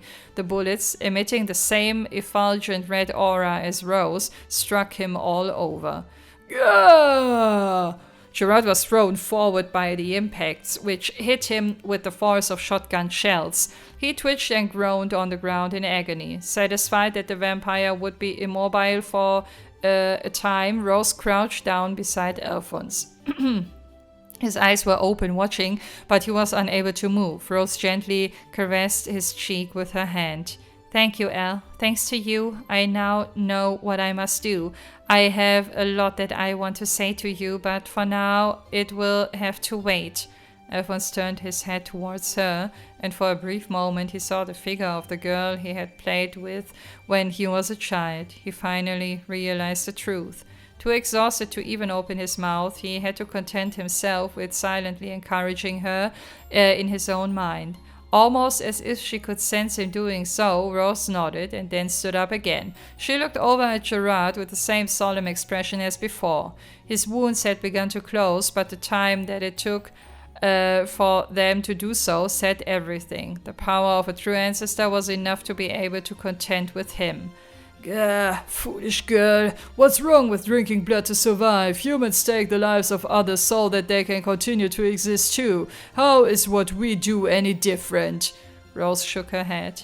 It is completely different. Vampires have inhuman strength, can manipulate others to do whatever they desire, spawn ghouls as a byproduct of what they do. Everything about our existence goes against the natural laws of the world. We are a violation of the will of the goddess, and that is why we should be confined to the realm of the fairy tales. Rose was a vampire who hunted other vampires because of her own strong beliefs and ideals. A vampire who had resolved to deny her own race, to wipe them out, hoping that they would all be forgotten forever. Alphonse desperately tried to stay conscious, his eyes fixed on her. He finally understood the ideal that she strived for and the true nature of the solitude she carried. A solitude that not even those of her own race could possibly understand. You little, have it your way then! Grinding his teeth in anger, Gerard held out a hand before him, and from the palm formed a monstrous sword made up of jet black blood. The black coat that he wore also began to squirm and transform. Giant wings like those of a bat emerged from the quivering mass. With a toss of his head, they unfurled, extending to either side of him. They flapped once, twice, and Gerard rose into the air. Suddenly, Luca fell to the ground unconscious. Gerard had released the charm he had on her to concentrate all of his energy into his next attack. Allow me to bring an end to your bloodline for good and return the name True Ancestors to ancient history where it belongs, he roared. Rose drew her Templar sword. Her navy coat, still bathed in scarlet light, became bat-like wings as well. She held his gaze as she ascended to his level. It's time you gave up the name Elder Vampire. You do nothing but soil it. Blades drawn, they confronted one another in mid-air. Charged energy crackling throughout the catacombs. Alphonse lay back, unable to do anything but observe. The next moment, their shadows crossed at lightning speed. In an instant, they had exchanged places in the air. Both had swung their swords. The blade of Rose's Templar sword, however, was nowhere to be seen. All that could be glimpsed here and there in the flickering torchlight was the glinting of wires stretched to their limit. Gerard was the first to make a sound. Lines ran across his body in a crisscross of faint stripes. As he laughed, the lines spread like cracks, slowly multiplying and widening, almost as if his body hadn't quite realized that it had been cut at all. The countless parts that formed the Templar sword's blade had passed through his body over and over in a single instant. Rose turned and with a snap of the wrist caused the wires connecting the blade's parts to bend. With the metallic clicks of interlocking metal, the parts flew through the air and came together. The Templar sword was once again whole. Farewell, said Rose. I'm sure we'll meet again one day in hell. As the Templar sword returned to its complete form, the body of the elder vampire crumpled to the ground, feet first. Wenn jetzt alle überleben, haben wir sogar ein Happy End. Finale. A new dawn. When Alphonse awoke, he found himself in the center of the catacomb. No sounds stirred the musty air. The first thing he saw as his eyes opened was the gentle smile of Rose as she looked down at him. She was no longer surrounded by the crimson glow that he had witnessed earlier. She seemed to have healed him as well. He could hardly pretend to be back at full strength, but he was at the very least now capable of moving. Next to him lay Luca, fast asleep. She had no visible wounds, but she was clearly exhausted from all of the night's events. She had been through quite an ordeal after all. What happened to Gerard? Alphonse had lost consciousness around when he and Rose had clashed in the air, so he hadn't witnessed any of the aftermath. Rising shakily to his feet, he saw Rose indicate a point a short distance away by turning her head in that direction. There, he saw the body of Gerard, or at least part of it. Everything below his chest had vanished. Al. His voice was weak, but somehow he was still alive. Achso, hat das gesagt, okay. Looking at him, Alphonse couldn't help but feel pity. How anything could survive in such a A state he didn't know, but it was a testament to the incredible powers of the vampire race that he still drew breath. It was not a state that would last, however. He is beyond saving, Rose said with certainty. She slowly loaded a bullet into her pistol and pointed it at Gerard's temple. It seemed as though she had deliberately waited until Alphonse awoke before finishing him off. But I thought it best to wait so that you could witness this yourself. Alphonse looked from the gun to Gerard. Oh, right. She gently began to squeeze her finger against the trigger. Gerard cast his eyes downward, a look of acceptance on his face. But before she could pull it completely, Alphonse stopped her. Looking at her bewildered expression, he pulled out from his uniform the silver short sword that she had originally given to him. Let me do this. So you want to carry out your revenge yourself, do you? Oh, das hat gesagt. Okay, sneered Gerard in response. What a fool you are. You have no reason to dirty your own hands. Why do you humans have to make such a big deal out of such trivial things? That's what makes you so easy to manipulate. Silence, Rose said, raising her gun a second time. Alphonse shook his head at her and turned to Gerard. I've always thought of you as a father. Maybe it was all a lie, maybe you had ulterior motives for everything you did, but I still think of you like a parent, even now, and I'm grateful for all that you did for me. A look of shock flashed across Gerard's face. Rose appeared stunned as well. Alphonse continued, so I'm not doing this for revenge. I'm doing this so that I can move on and put all of this in the past and start a new life. Alphonse looked down at the man, creature, who had cared for him, raised him, and who had thought loved him. With an ache in his heart, he swung the sword. Rose watched on in silence.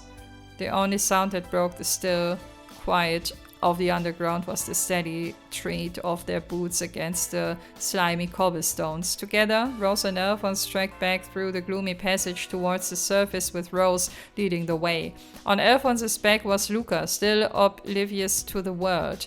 Whenever they came across the corpse of one of the innocents who had been turned into a ghoul, he stopped, closed their eyes, and prayed for them. Rose had told him that the church would be sending people to collect their bodies and give them a full burial later. As the existence of vampires and ghouls was not to be made public, all of what happened there would be buried. The world would never know the truth behind the vampire murders. They made their way through the torchlit channel and eventually reached the area near the entrance where natural light now shone through. Rose stopped so suddenly that Alphonse almost walked into her. Whoa, what's wrong? He asked, readjusting Luca's position on his back. Rose hesitated. There's actually one more thing that I ought to tell you. She turned to him, looking heavily apologetic. Her words were followed by another period of silence, as if she was having trouble mustering the courage to tell him the truth. Realizing this, Alphonse decided to say it for her. Is this about how the person who died trying to help you was my father? So you realized. Rose herself hadn't made the connection until she discovered Gerard's true identity, but the two cases were so closely connected that she had eventually understood. If it had been over a decade ago that Alphonse's father had coincidentally come to meet the vampire hunter Rose. He found out that she was pursuing vampires, and they had agreed to work together to the same end. Eventually, he had been but one step away from discovering the identity of the nearby vampire. In other words, his friend Gerard, but that was when Gerard had realized that he was in danger of being found out and killed him before he had the chance to share his findings with her. But how did you know that was me? You have no way of knowing how many other vampire hunters may be out there after all. Alphonse gave her a sheepish smile. During the fight earlier, I finally remembered meeting you back then. Alphonse's father had always been worried about the possibility that his family might be harmed because of his research. That was why he had come to ask Rose to watch over his child whenever he was investigating. It had taken him a long time to recall the girl who had played with him all those summers ago, but Alphonse had finally placed that familiar, gentle smile. She nodded, admitting the truth to him. I was the one responsible for getting your father involved in this to begin with. I should have searched for and fought the vampire by myself, and yet I wasn't able to refuse his offer, and despite that weakness resulting in the death of him and his wife, I wasn't able to refuse your offer this time either. Rose had been fighting a solitary battle against her own race for decades. It wasn't difficult to imagine her eventually hoping unconsciously that anyone would hold out a hand and help her. That was why when Alphonse and his father had done just that, she couldn't bring herself to turn them down. I never intended to drink blood again either. I didn't want to admit that I was a monster just like him and just like the other vampires. I grew weaker by the year as a result, but still I was determined not to do it. A look of disgust crossed her face. And again I ended up breaking my own vow and drinking it regardless. Perhaps I'm no different from the rest of them after all. Alphonse knew the solitude she had endured better than anyone else, so he replied with a smile. Don't worry about it, he said. You did it to save me, didn't you? That alone makes you different from other vampires. I'm sure my parents would be grateful for all that you've done. If not for you, I would have been killed, and if not for you, we wouldn't have been able to solve the murders here either. So, thank you. Unable to reply in the face of his warm words, Rose turned away from him. For the first time she felt as though she could accept herself. The thorns which had been constricting her heart receded, as if melting away. Alphonse began walking again, his eyes pointed straight ahead, tactfully avoiding looking at Rose's face, while she stood still, her shoulders quivering. After that, neither of them said another word to the other as they made their way to the exit. The natural light peeking into the tunnel here and there gradually grew brighter, and eventually the gate came into view. Emerging entirely from the underground, they could see that the eerie red moon no longer hung in the sky. In its place was the sun, burning the morning haze away and bathing the city in dazzlingly bright sunlight. Well, this is where I must take my leave, Rose said, giving Alphonse a slight bow. The vampire's presence gone from the city, Rose's mission was now over and she had no reason to remain. Much as Alphonse wished she could stay longer, he nodded, responding with a simple, "All right." "Where will you go next?" he asked. Rose shook her head. "I don't know," she replied. Wherever she went, she would no doubt be pursuing yet another vampire, and there would also be no doubt that she would find herself fighting against it in a battle to the death too. That was her duty as a vampire hunter and as a true ancestor. "When you've done everything that you need to do, come back here." "What?" Rose had already walked a short distance ahead of him, but she turned around again at his words. "I'll always be waiting here for you," he said. Alphonse had no idea how long it would take for her to fulfill the duty that she had sworn to see to the end, but it didn't matter. He wanted her to know that there would always be a place for her to return to, and as long as that was the case, she would never be alone again. "Thank you." Rose smiled, unable to conceal the happiness welling up within her. Alphonse returned the smile, and once more she turned, striding away into the brilliant sunlight. She didn't turn around again. On Alphonse's back, Luca had awoken and had been awake for some time. She couldn't help but feel a little jealous at their exchange, but she had decided to feign being asleep so as to not interrupt their farewells. Thus, the vampire murders that had terrorized the people of Heimdall silently came to an end, no one the wiser as to the culprit or conclusion of the whole affair. The criminal dead, the murders would simply stop, and the case itself would be doomed to be left unsolved for all eternity. No doubt the people of the city would one day forget that they had ever happened at all, or they would live on as a kind of urban legend, no one believing such stories could possibly be true. But Alphonse would always remember what had happened. He would never forget the case where he had lost several people who were deeply important to him. He would also never forget that he had found someone else important to him during it all. And he prayed that one day in the future, she would be able to find peace, freed from the deep solitude and arduous duty that burdened her. Every dark night is followed by a bright new dawn, he murmured. So I'm sure that one day a new dawn will come to you too. Alphonse stood still, watching silently as Rose walked off into the distance and vanished into the morning sun. And that's the end. Wow. Cool. Coole Geschichte, schön geschrieben. Ich finde auch mit wenig Durchhängern. Hat mir gut gefallen. Und ich hätte niemals gedacht, dass das Ganze so lange dauert. Ich habe das jetzt auf 4 Sessions quasi aufgesplittet. Also es ist ordentlich was an Geschichte gewesen. Sehr, sehr cool. Also dafür hat sich das auf jeden Fall gelohnt, die ganzen Bücher auch zu holen. Gut, dass mir das im ersten Spieldurchgang gelungen ist, weil im Let's Play selber habe ich es halt vergeigt. Man kann die aber später auch noch nachkaufen. Irgendwie die Chapter, die man verpasst hat, habe ich im Let's Play ja auch das eine Mal gesehen. Ja, aber damit soll es das gewesen sein. Wie gesagt, für mich waren es jetzt 4 Sessions. Für euch war das wahrscheinlich ein ultra langes Video. Und ich bedanke mich an dieser Stelle fürs Zuhören und würde mich freuen, wenn wir uns dann irgendwann demnächst in einem anderen Video wiedersehen. Macht's gut, habt einen schönen Tag. Bis bald. Tschüss.